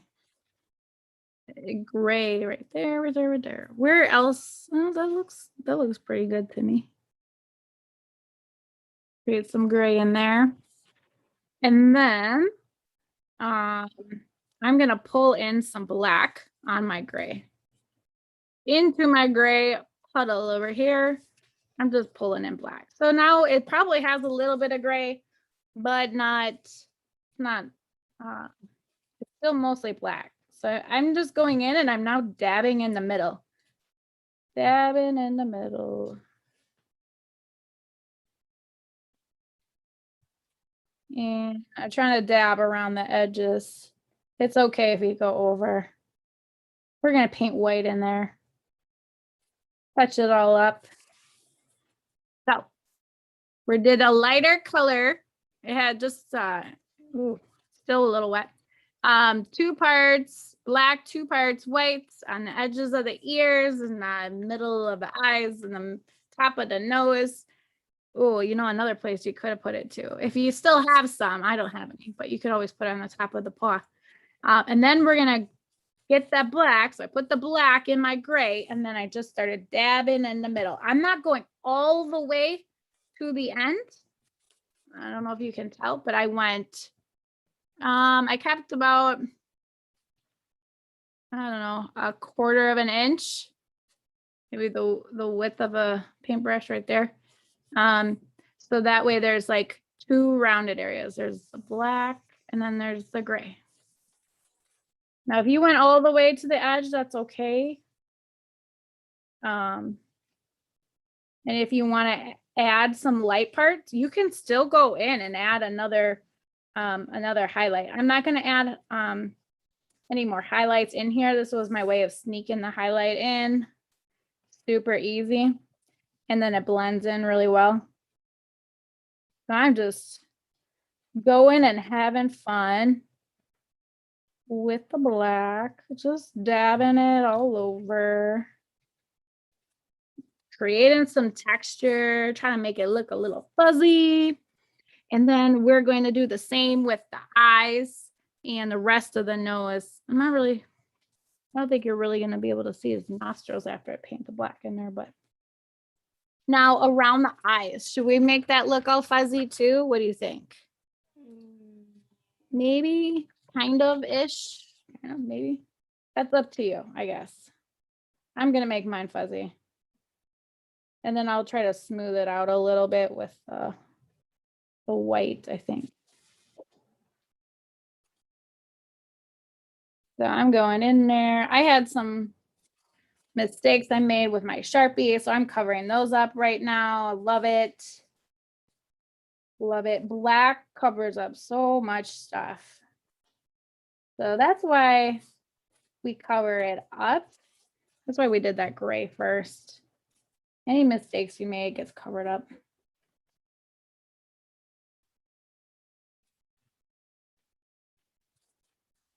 Ooh, it's a little tricky around the nose though, because you might not want, I'm going to try to make it smooth around the nose. Yeah. So then instead of, I'm just pulling my paintbrush. I apologize, I have to twist it a little bit. Okay, there we go. I'm keeping it smooth around the nose so that way it still has its shape, but you're welcome to dot it. I took over. I don't know if you guys see, like, look, oh, my gray in my middle is gone. So what I'm gonna do is I'm gonna go pull some white back over here. And I'm gonna go put some more gray in here. I made it disappear almost completely. But I want some gray in there. There we go. Now I got too much paint on my paintbrush. It's gonna take forever to dry. There we go. Okay. So if you run into a problem, you can always just go add more gray back in there. So I'm gonna go create this smooth line right here. Yeah, I got a bloody nose in the middle of it. Like, like what? This never happened to me before. I don't really get bloody noses, so I don't know. Interesting day. Ooh, oh my gosh, Evan. Wow. Can I show them your painting? No? Oh my god. It's looking amazing. Look at Evan's painting. I know. All right. He's letting me show you guys. This is Evan's skipping ahead. He's fast painter. So he did paint over. So the nose is kind of tricky, right? Kind of around these edges. We're going to paint white and it's going to cover it up. All we have to do is make sure that we let it dry. Just let it dry. But wow, I mean, this turned out great. I am super proud. Oh, you added a little bit of light above the paw. I like that. I like that. Ooh, you created some shadowing in there. Very nice. Wow, that looks great. He's so fast. Way faster than me. One of these days he's going to be teaching instead of me. So I am dabbing along. I'm creating my eyes.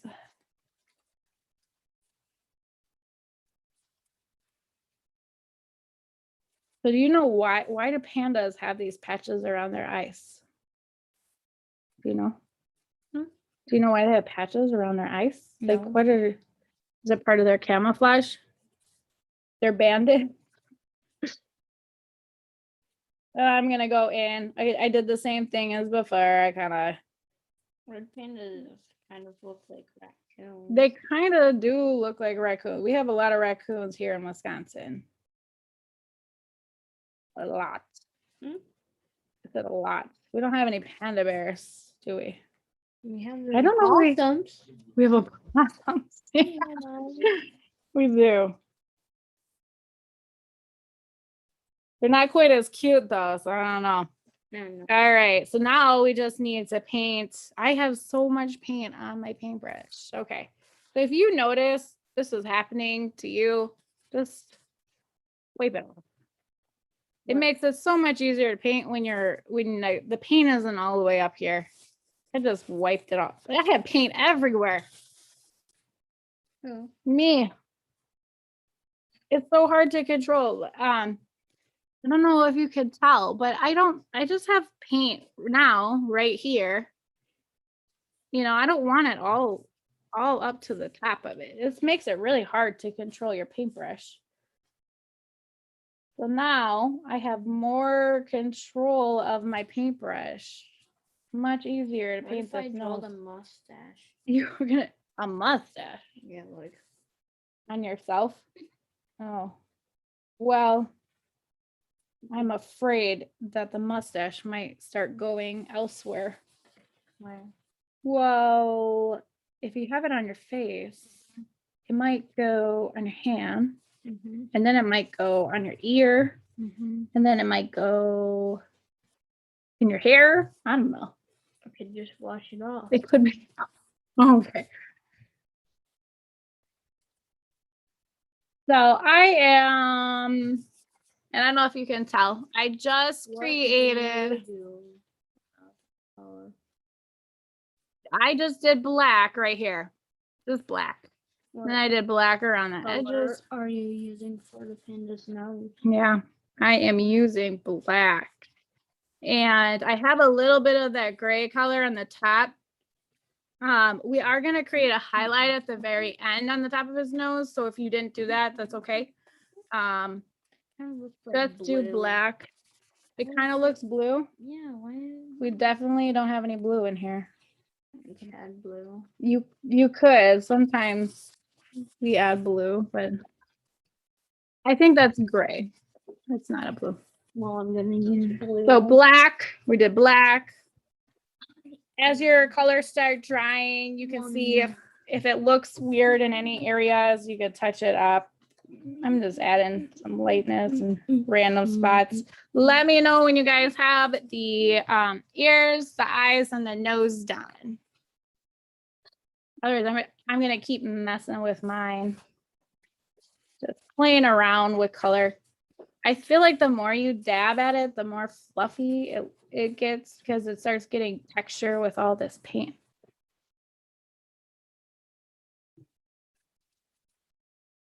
I think this is the fun part, just playing with the paint. What do you think? Yeah. Yeah. I'm moving so fast. You're moving so fast. Yeah, you are a lot quicker than me. That's for sure. That's for sure. I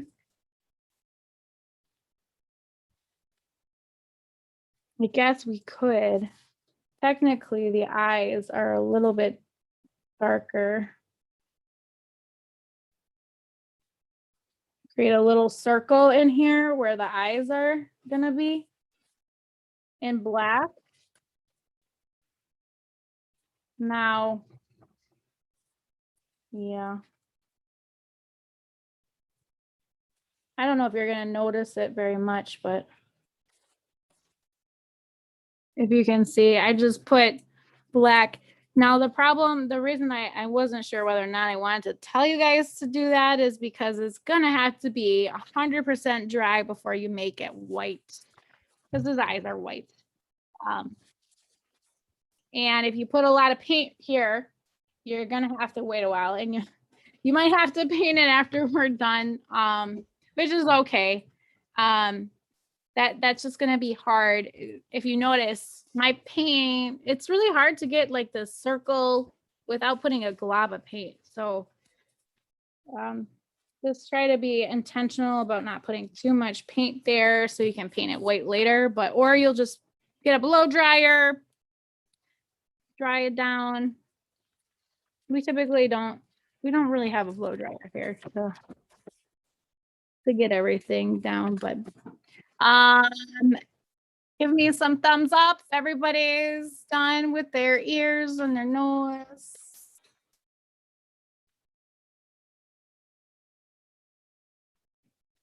Oh my gosh, so awesome. Paula, you skipped ahead like Abbott. Awesome job. Edna, that looks amazing. I love it. I love how big his head is. I wish I had made mine a little bit bigger like that. Oh, it's so cute. I love it. Oh, you want to go check out the paintings too? Oh, let's make sure not to touch anybody's painting though. Oh wait. So let's see. We added the shadowing there. What do you think is the next step, Lincoln? If you're looking at this, what should we work on next?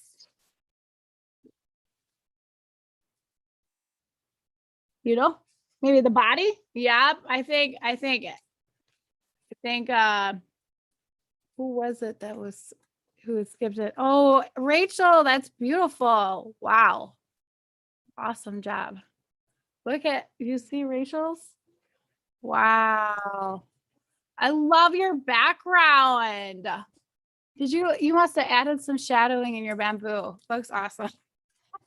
You're making me a little jealous now. Maybe I should have done that. Oh, awesome job. All right, well, let's get going on the body then. And we're just gonna do black. Should we just do black and then add some highlights in there? Evan added some, kind of like what we did up here. He added the gray on the top, and I think I'm gonna do that too. But I want a bigger brush because this is a big body. What brush should I use? Well, I don't even know if this is bigger. You think I should use that one? That's pretty big. I'm gonna use my number 8 round. I'm gonna stay with the round because I'm gonna make his body all fuzzy. So I'm gonna do the same thing I did to the ears. I'm gonna get that 2 parts white, 2 parts black, mix it up, mix it all up. And where should we create some shadowing? I just want to make sure I don't lose his hand here, because that could be easy to do. And this is a really big brush. Oh my gosh. Okay. So I'm just gonna start patting it. Maybe I should have went back with my number, my smaller one. So I'm just creating it on the top of his hands. And then I'm gonna create a little shadow over here. Just dabbing it. This is not creating the same texture that my other paintbrush did though. So I am gonna switch paintbrushes, I think.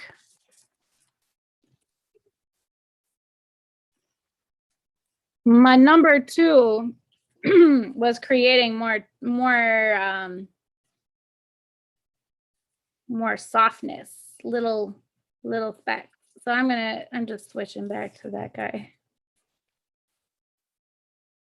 All right, I'm making his hand all fuzzy. And then the rest of it is all black. So I just wanted to make sure I didn't lose his hand in this body of blackness, right? Because there's a lot of black in here. It could be really easy to not be able to see where his hand is anymore. Maybe I'm going to pull that gray further into there.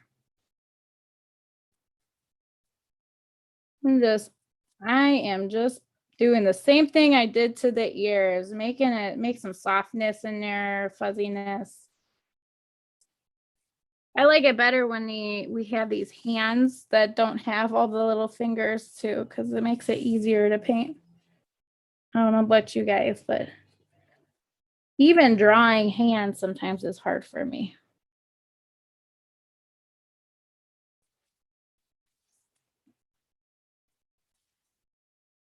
All right, then I just have black right now. That's all I have on my paintbrush, but I'm sure there's a little bit of gray left on here somewhere. But that's another thing that I really like to bring up too is as you're painting it, and we can always go in and add it later too, is you know, the light is gonna hit different parts of the body differently. So it's okay if some white or some gray kind of sneaks in there. It's okay because that's actually pretty normal. That certain parts of the body aren't going to be all pure black.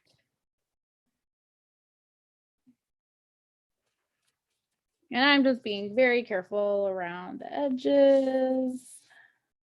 So around the bamboo is where you might want to be a little more careful. And this is where instead of creating like that fluffy texture, I'm going to clean up my bamboo. So like I got kind of messy over here, right? So what I'm going to do is I am going to paint over it in a smooth manner so that it defines my bamboo again. So I'm going to actually go where those marks were. And I'm trying to make it a nice smooth line. So there was actually green right there, but now you can't even tell. So you're going to want to be a little careful. So make sure you have a small enough brush. But you're going to want to be very careful going around those. Those don't want to look fuzzy.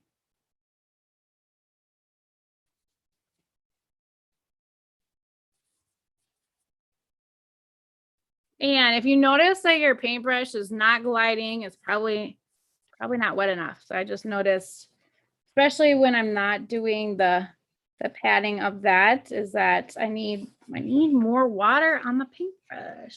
Hey, you're doing what I'm doing. Yes, I know you went ahead, so you were awesome. I'm just gonna catch up to you now. Not fixing up my bamboo. Look at that. Oh my gosh. It looks like I did it perfect from the start.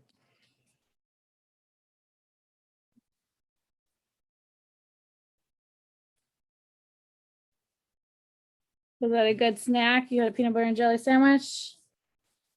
No. No? Okay.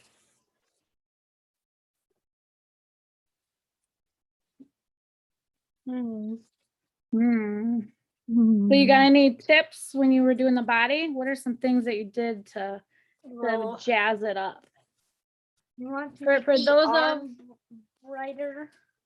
okay, so some I think I can't remember. What? No, no more questions. No more. No, we're just painting our panda.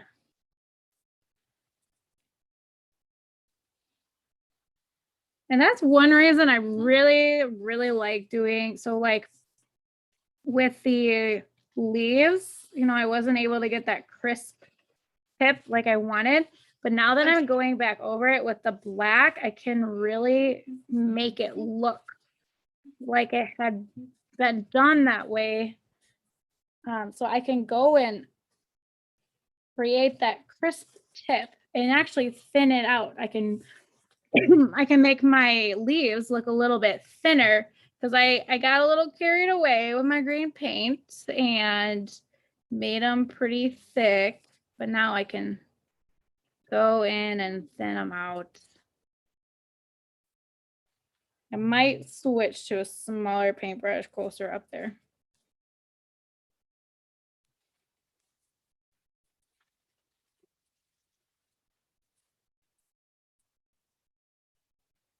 And for those of you, okay, because Evan is skipping ahead, I know some people already have the body done. The next step is to paint white over the face. So you're gonna dab it like we did with the body with white. And I will show that. So don't worry if you're not there, I'm not there, but I know there's some people, speed painters over there, they're the experts. They the rock stars over there, Evan being one of them, just cruising ahead. He is painting his white face. Now, you know, you could not paint it white, but I really think it adds a lot of texture and character if you do add the white paint in there. And it really helps make it look like a finished product. Awesome. Yeah. So after you do the face, you are going to want to let it dry. So Evan added a lot of wet paint. Can I show them? You're wet. You're wet, wet, wet. It looks so fluffy. Oh my gosh. So it's so fluffy. He needs to let this dry because we're going to go in and define that nose and that mouth again. And he can kind of fix up maybe the eyes as well. But so much texture in there. I love it. Love how fuzzy his face is. So he is gonna have to let his painting dry for a while. So the more paint you use, you do need to think about that, as if you're gonna paint over it again, you gotta let it dry. Otherwise, if you can either, colors will start blending. Another thing that can happen is you'll actually pick up some of the paint and it will come off of your canvas. It'll create really bad texturing in there. So you'll want it, you just want it to dry between different steps. And that's why we work on different parts when we paint here. I like not having to use the blow dryer and just working on one step at a time. And I noticed I probably should have done my hand after I did the background. So I'm going to go back over the hand in a little bit because I want the hand to look fluffy. And when I go up to it next to the bamboo is smooth, but the hand is fluffy. So we'll need to go over that.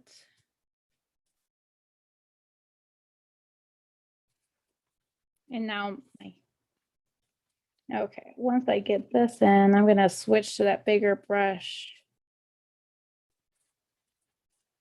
Because doing this big space with the small brush is just, I can tell how small it is now. Taking a while. Oh man, look at that. Look, I love it. It's like it just like cleaned up my bamboo so wow. I don't know if any of you went outside of your lines like me, but going back over with that black just helped clean it up.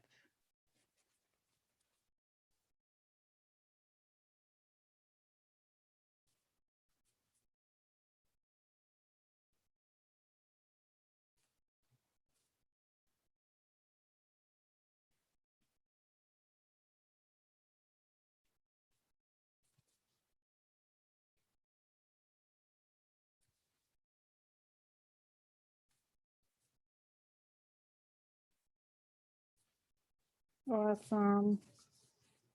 Getting in there. There's a lot of little areas too that you got to paint the black. Is mine dry? No, yours is not dry yet. Is it almost dry? It is, nope. Nope, you got a while. But thanks for checking.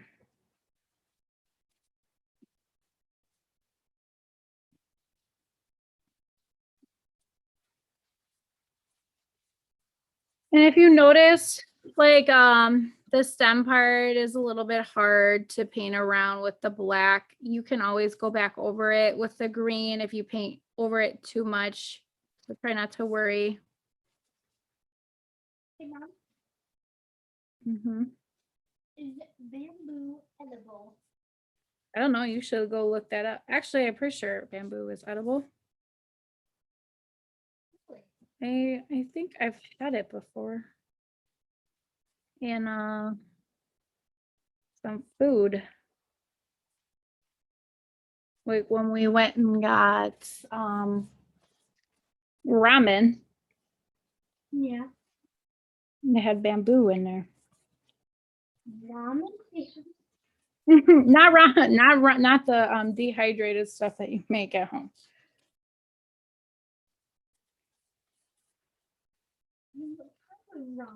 Ramen. Ramen from the restaurant. Usually they have like meat and vegetables in there. It's so good. So good.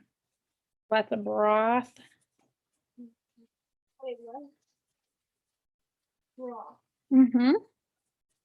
Isn't that like a type of sauce? It can taste like a sauce, but it's, yeah, it's not a sauce. Like a soup? Yeah, it's more like a soup. Oh, then I know what it is.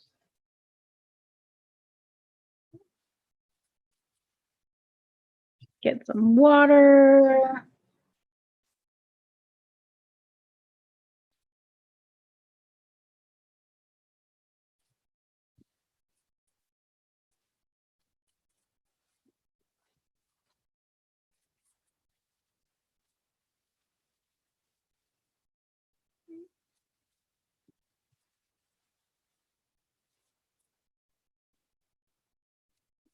It is a very, I was like, is he gonna bump me? I don't know.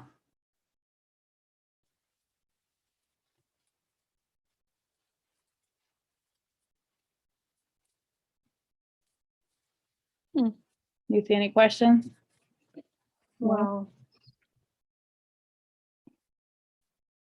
there's no new hat. Okay.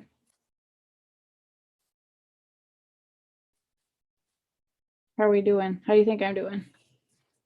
All right. Yeah.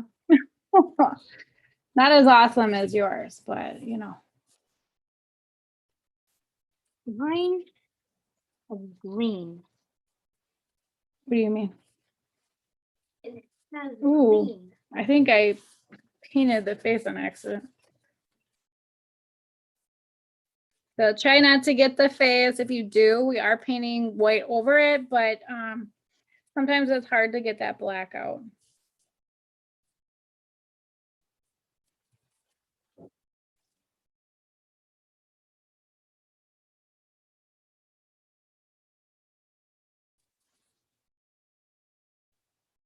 I'm gonna round out his face a little bit.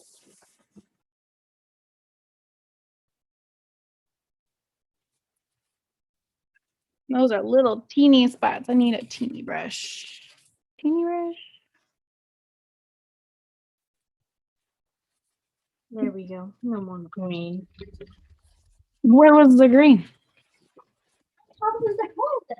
Oh yeah, I have a little bit of green on top of my head too. I'm gonna have to paint over it.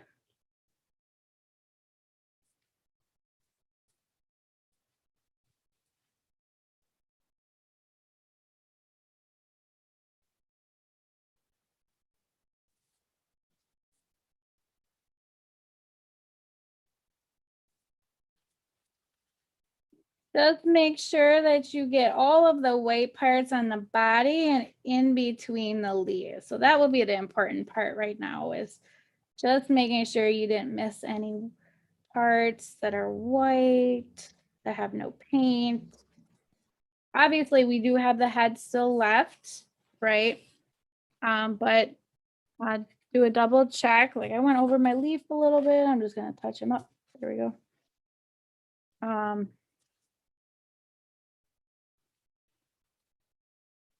Oh, and then I'm gonna make my, there we go.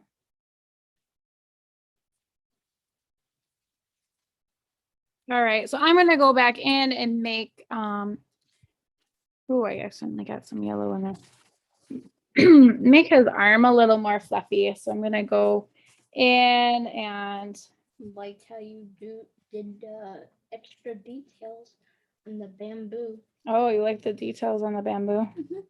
Thanks.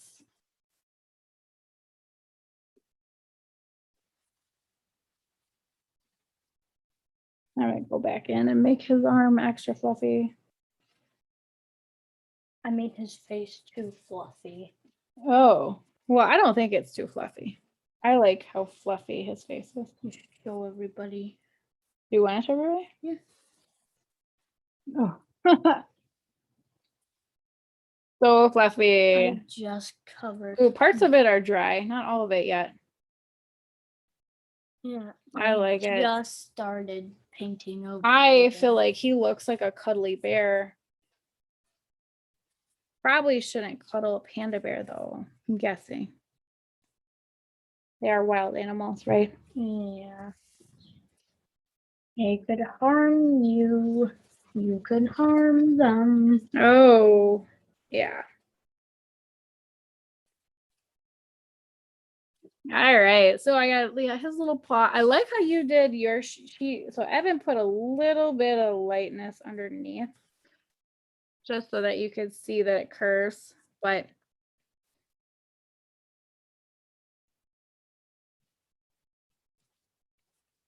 I'm just playing around with my light. Let me know when you guys are ready to rock and roll. We're gonna do the white next.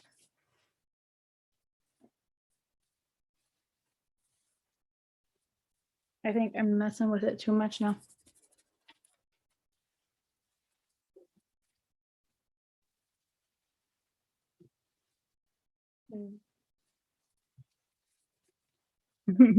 All right. So now I'm gonna add the fluffy white head in there. What I would recommend doing, kind of similar to what we did with the eyes, is making it fluffy around the edges, right? But then going in and kind of making smooth marks by the nose, just so that way, you know, it kind of stays to the shape. Now, if you don't, like Evan made his fluffy all over, that's okay. That could be your preference. I might have to do 2 coats of white because I noticed I got some green on my panda bear. So I'm gonna have to be more careful. I am using the number 2 round again, just because I'm gonna create this fluffiness, and I am going over the ear with the same movement. So here I'm making, ooh, I did not clean my brush very well. Let's try this again. All right. So then I'm going in and I'm making kind of those fluffy marks on the inside of the ear with this white paint.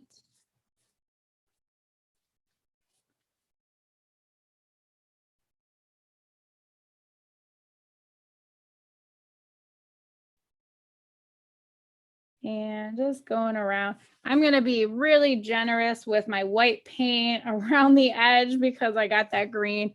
So if you made a mistake like me, where you got a little happy with your bamboo, go ahead and add some extra paint on your paintbrush. This is the time where I think you can have that extra paint on there. And I'm going around the edges.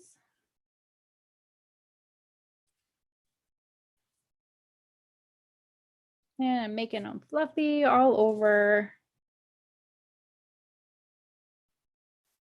And you might have to go over it. It depends. We do have to let it dry to see if you need to go over it again. If it doesn't cover up that green. Or maybe you went over it with black. So I did get a little bit of black down there, but I'm just going to wait for it. I'm just going to add some extra paint and let it cover it up.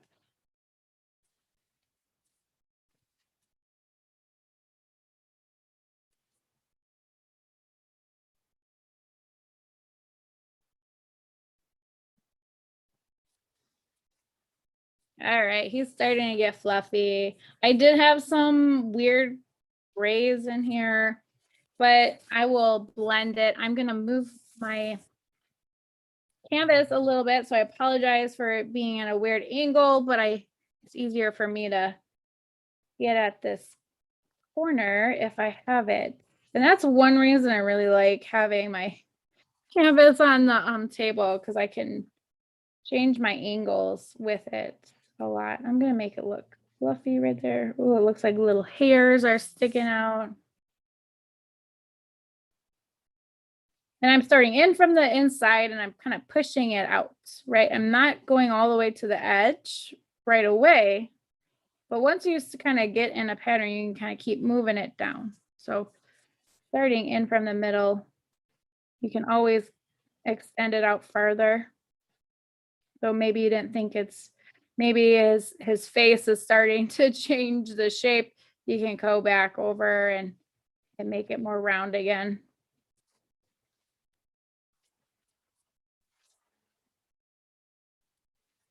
I'm going to turn mine upside down real quick because I want to do the bottom of his face. Make sure that it's the black is dry under there. If it's not, you don't really want to mess with it yet. Mine is dry.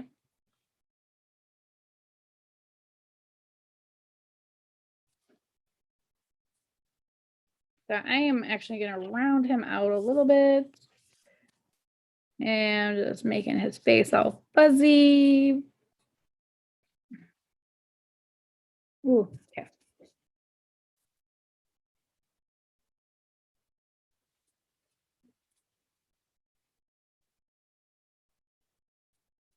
So then we get down to the mouth, and that's where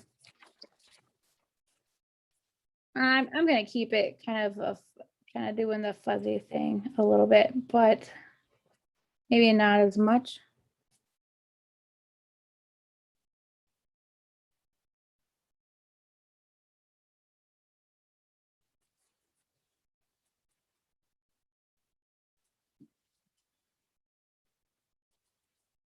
And just painting over. Now you can paint over your, I would recommend painting over your Sharpie, but typically what I do is at the end, when my white paint is dry, I will get that Sharpie and just redraw those lines. Now you could also use a paintbrush and paint them as well. I am a big fan of not stressing out about little details like that, because we want to make the painting fun. So if it stresses you out too much to try to do those type of lines with a paintbrush, I recommend waiting till it dries and getting the Sharpie out to draw that mouth mark again.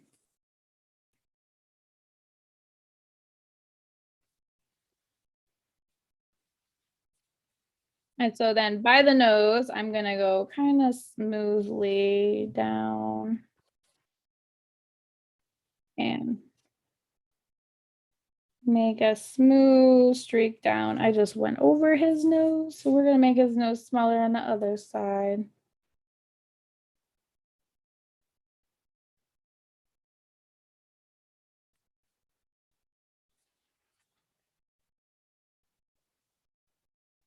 So I did that by accident, but we're just going to work with it.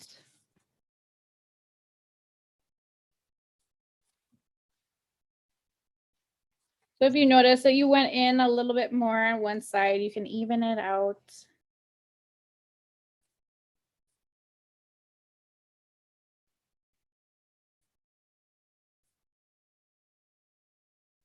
And I'm going around. So you just want to make sure that you cover all of the bear with white paint.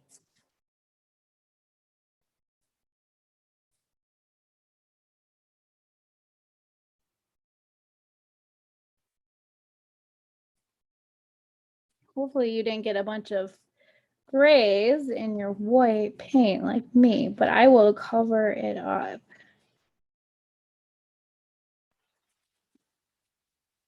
Now I'm just going to make smooth marks around the eyes, but you can keep it fuzzy if you want as well.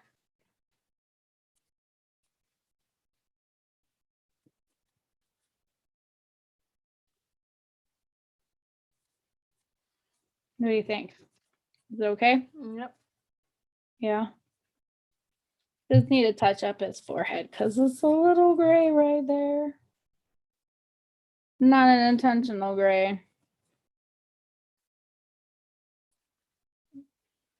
And then when you have him all painted, I probably took too long. I bet everybody is way ahead of me now. So then you can create in some shadows. So this is up to you. Sometimes not everybody is very comfortable with shadowing white. So white sometimes feels like you can get kind of nervous adding in shadows for white because you're turning, we use pure white, right? So sometimes it can seem kind of scary adding in other colors on there. But if you are comfortable, what you can do is you can add in some shadows underneath the face and then maybe around the mouth. And the way to do that would to be add just a tiny bit black in there to add some shadows. So not a lot, like a tiny, I have a little bit on my palette already. So then you could create maybe some intentional shadowing over here, like on the side of his face to kind of round it out, right? We would put a little bit, maybe a little bit over here. And then you can put some around this part of his mouth so it makes it stand out. And then, you know, underneath his mouth as well. This is a little bit of a darker area. And then what I recommend doing, because we're still playing with wet paint, right? It can blend pretty well. Is that if you add those grays, so around this nose, underneath the mouth, maybe on the side of the head, you can go in and add some white and then you can blend it in more, right? We still have time to blend it in because it's all wet. And I'm dabbing it. So in a way, it actually makes it kind of easier to blend when we're just dabbing. And we're just giving a perception of some shadows. I would, you know what, I'm probably gonna make my mouth a little bit darker because it's just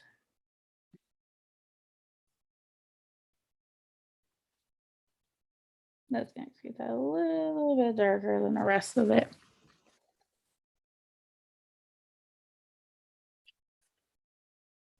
And it'll really pop when, I know right now it doesn't seem like a lot. It just kind of looks like a big fluffy mess. Look at that.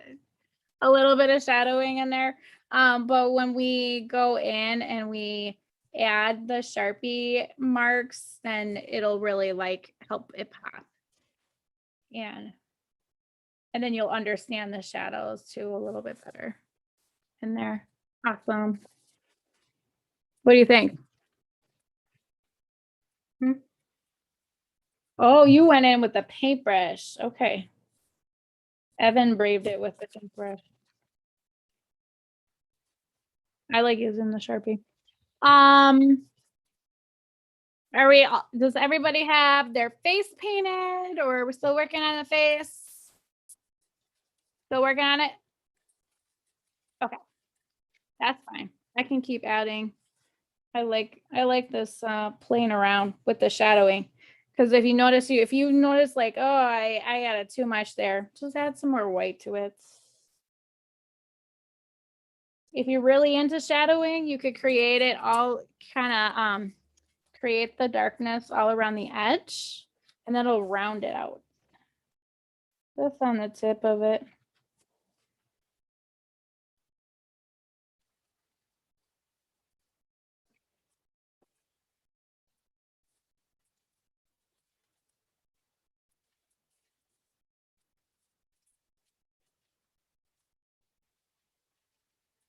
And I am just doing the dots. Now, if you want, so I mean dots, like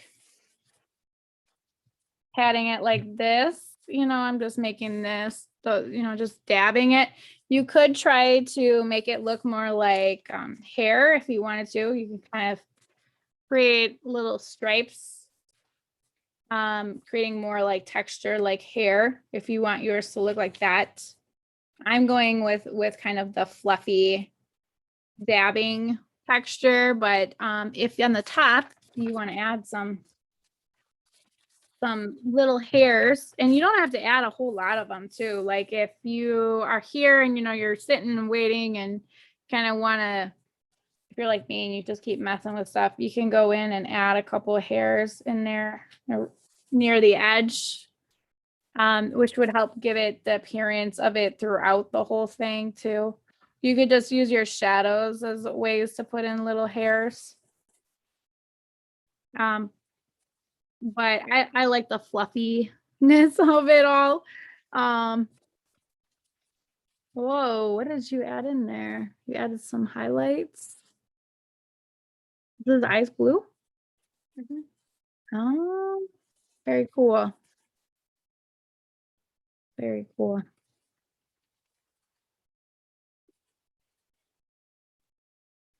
If you do have some white still on your paintbrush, you could add a little highlight to, let's see, we could add a highlight to the nose.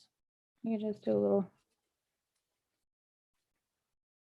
little mark. If you notice, mine is not rounded like maybe I would have preferred. I can go in and get my black, or actually it's a gray up there. Kind of round it out.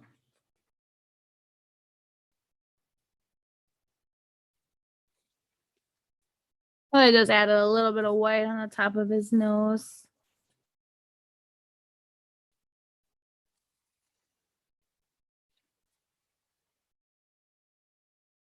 Fluffy. If you want to add more fluffiness to the body, you could do that too. Create some hairs in there.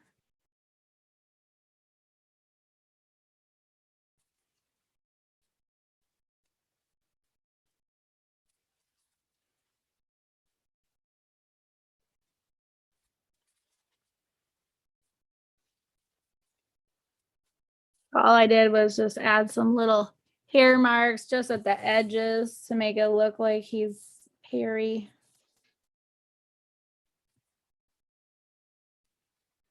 You could do that at the ears too.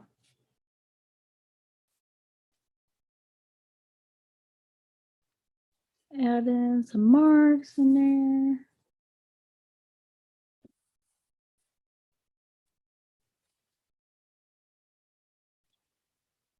Ooh, watch where your arm is. You don't want your arm to go over, that's a lot of paint on your paintbrush. There is not. Why is this still gray? I put so much Okay, white. yeah. Well, let's wipe our paintbrush off. And then if you just need white, just dip it in the white. There you go. Well, it's already gone, so. It's I guess already that's gone. my panda. Well, you can let No, it. that's good. I would add a little bit of white, maybe right here, you know?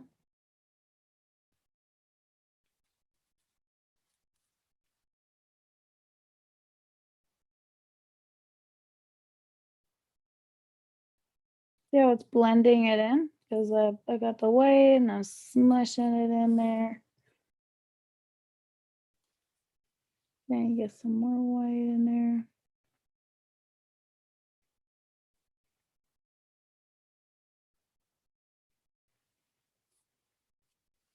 Very nice. Oh, you're checking the chat box.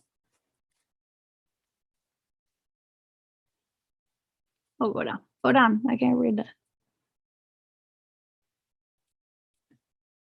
The panda's pupils are just black right now. I haven't added blue on his. No, no, we already did that. We're talking about these. Okay, just starting to phase. So we used the white fluffy texture. So I got my number two.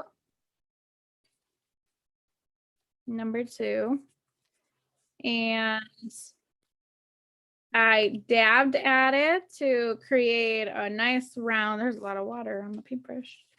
Create a nice round texture. So then I just use pure white, right? Just pure white. I'm dabbing around. So I created a nice, pretend that's his face. And then once I got done with that, I did make it, instead of dabbing it over by his nose, I created some smooth lines instead. And that was just my preference. If you want to make the fur fuzzy around there, you can do that too. And then I messed up around the nose, so.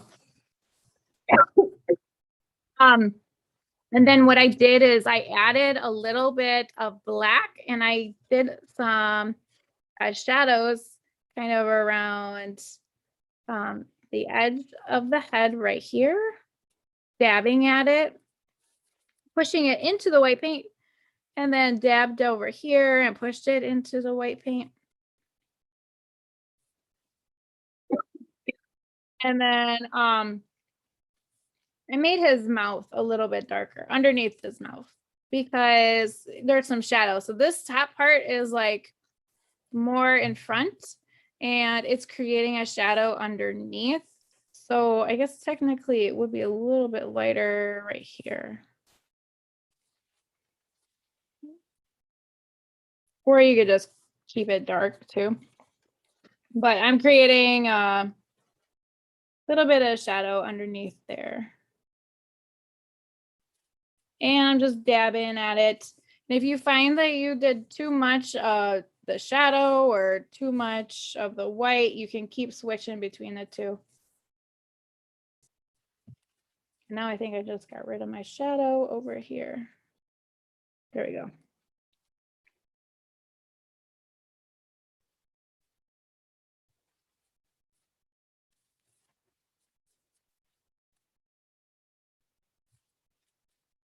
I'm just blending them in by pushing the gray into the white. Oh, you skipped ahead again. So one thing is I wouldn't have so much yellow right there.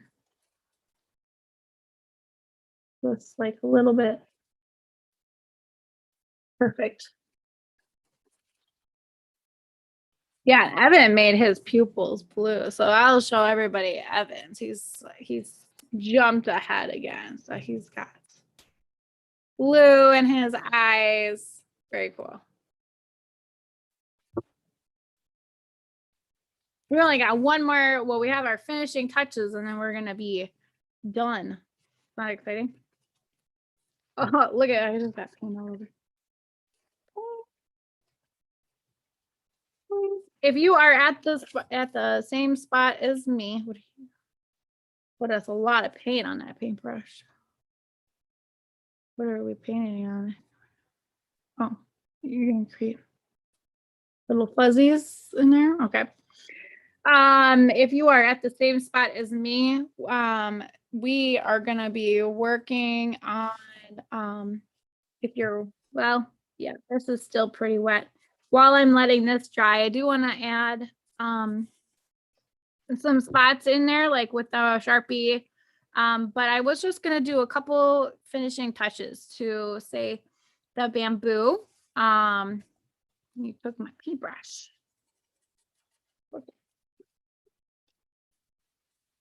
Ooh, I like how you made the inside of his ears like lighter. He did the opposite of me. So this is totally optional. This is like another highlight, right? So you don't necessarily need to do this, but if you want, you could add in some touches of yellow and black. So like, for example, the bamboo right here could pop a lot if you add, I'm gonna do it on here first, and then I'm gonna do it on my painting. So what you could do is you just get the yellow, and then here it's darker, right? So then we'll do a lighter green or yellow. And now I'm feeling okay about it because it's a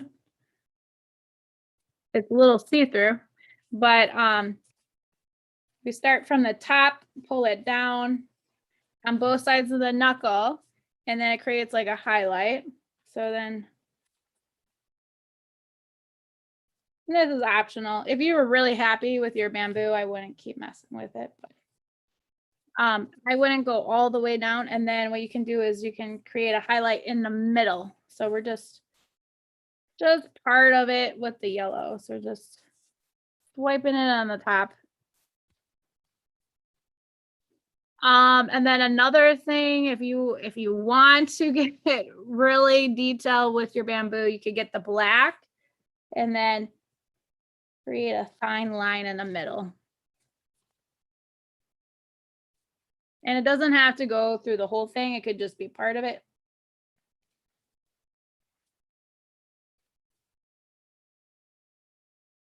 Now that's adding a lot of detail to your bamboo, but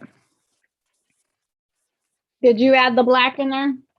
I think the yellow really helps it pop. And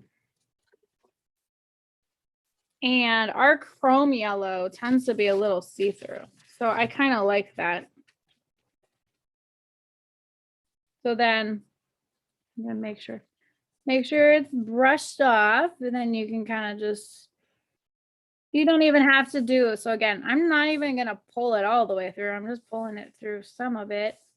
And then I'm gonna, the highlights up here and up there.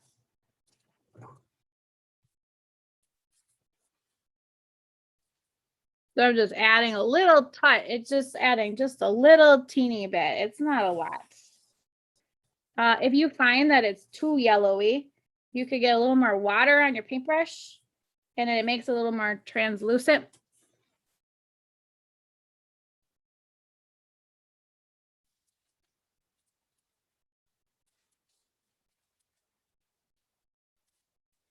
Again, this is only if you want to kick it up a notch with your bamboo. I think they looked great before we added that in there, but and then you could add a little streak in the middle, and it doesn't have to be on all of them. So it's just I just added a little bit of yellow on the top and on the side. You don't have to do that. I was pretty happy with my bamboo before. You could do the same thing to the leaves. Just add a little bit of yellow in there. It just adds a little bit of dimension. I don't add a lot. It's just a little streak. Don't add a lot. Just wherever it goes, it goes. And it's just a line. So I just go from, I let it be. Wherever it went, whatever it does, the less intentional it is, the better, because it's just supposed to add some depth to it. So you almost can't even tell I added it in there, but it's just a little finishing touch to your bamboo. Again, if you want to make more depth, if you want to make the crevices look a little bit darker, if yours aren't, mine are pretty dark, but if they're not, you could create a black line in there. I'm pretty happy with mine, to be honest.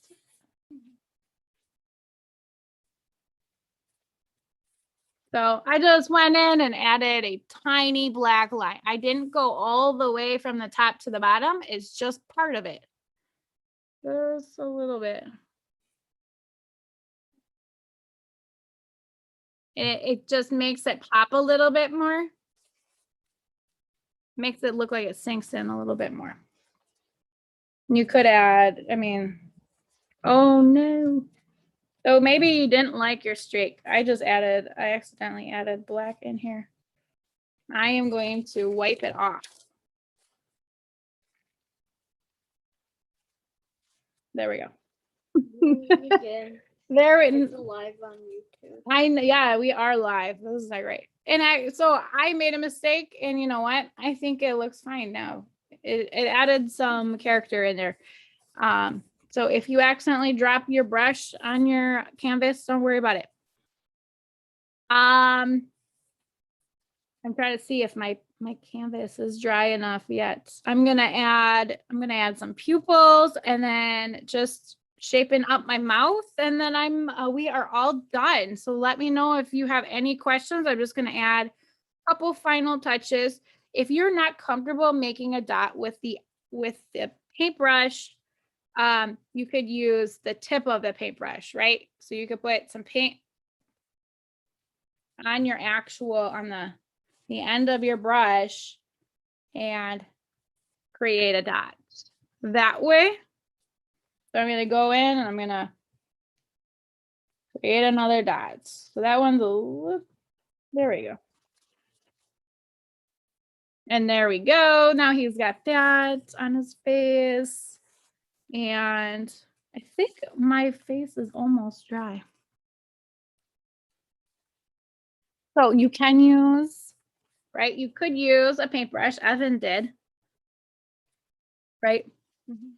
Or you could go in with the Sharpie. I guess maybe I should try doing the paintbrush. You could go in with the Sharpie and add it in there. Evan's encouraging me to do it with a paintbrush. Let's see how well I do. Sometimes I get nervous about these, but I'm gonna just, you can start very slowly. So I'm creating a little crevice by his mouth and then kind of go around the mouth. I do have a guideline still, so that's good. And make it go up.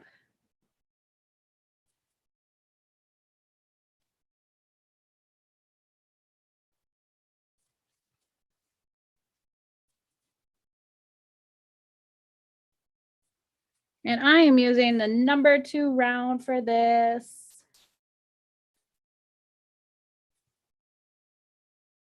Is that the same brush you used, Evan?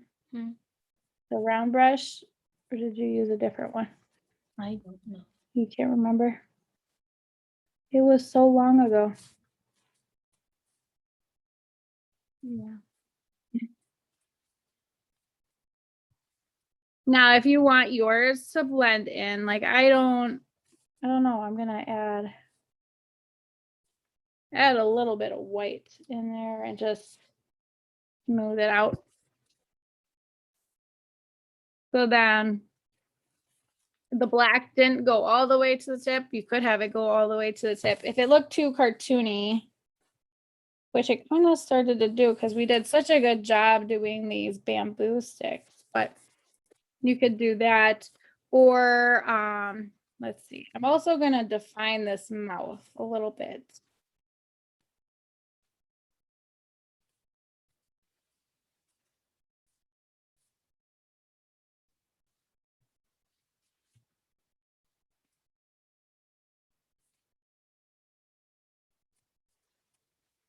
I feel like he looks like and then I'm going to go in and blur out the line a little bit. So I created the line, but then I went over it with a gray because I didn't want it to just be this like mark, this very defined line. His face is all fluffy. I just want the illusion of, you know, where his mouth is, so that way you can differentiate where the face is and the mouth and the nose. Oh, you added that in there? Yeah. I like it. Yours turned out really well. Awesome. Awesome. I can't think, is there anything else we should add in here before we're done? Oh, yep. Before you are done, or I should say when you are done. Oh, I got some white on there. Don't forget to sign it and share it with us on Facebook. Oh, Sandra, that is beautiful. I love it. And oh, wow. I love your bamboo. Like, amazing. It looks great. Awesome job. Thank you guys so much for joining us today. We really appreciate it. I really appreciate everybody coming out and visiting us. It was a lot of fun. Yeah, it was a lot of fun. If you have any questions, I will stick around for a few minutes. Oh, Angel, wow, I love it. So cute. I like your greens in the background too. Beautiful. Different greens with bamboo. That's really pretty.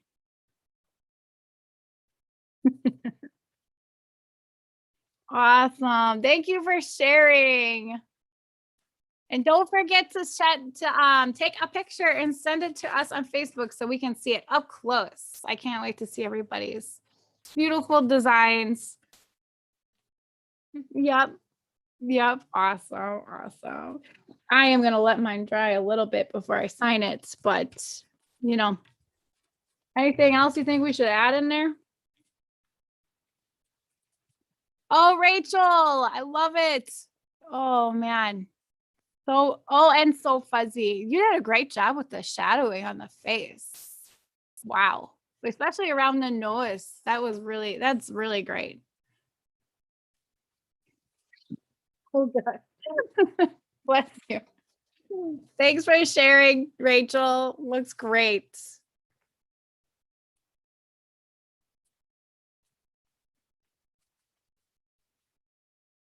Thank you, everyone. Well, we are about to go. So thank you again for joining us. I hope you guys have a great rest of your day, and be sure to join us next time. Bye. Bye.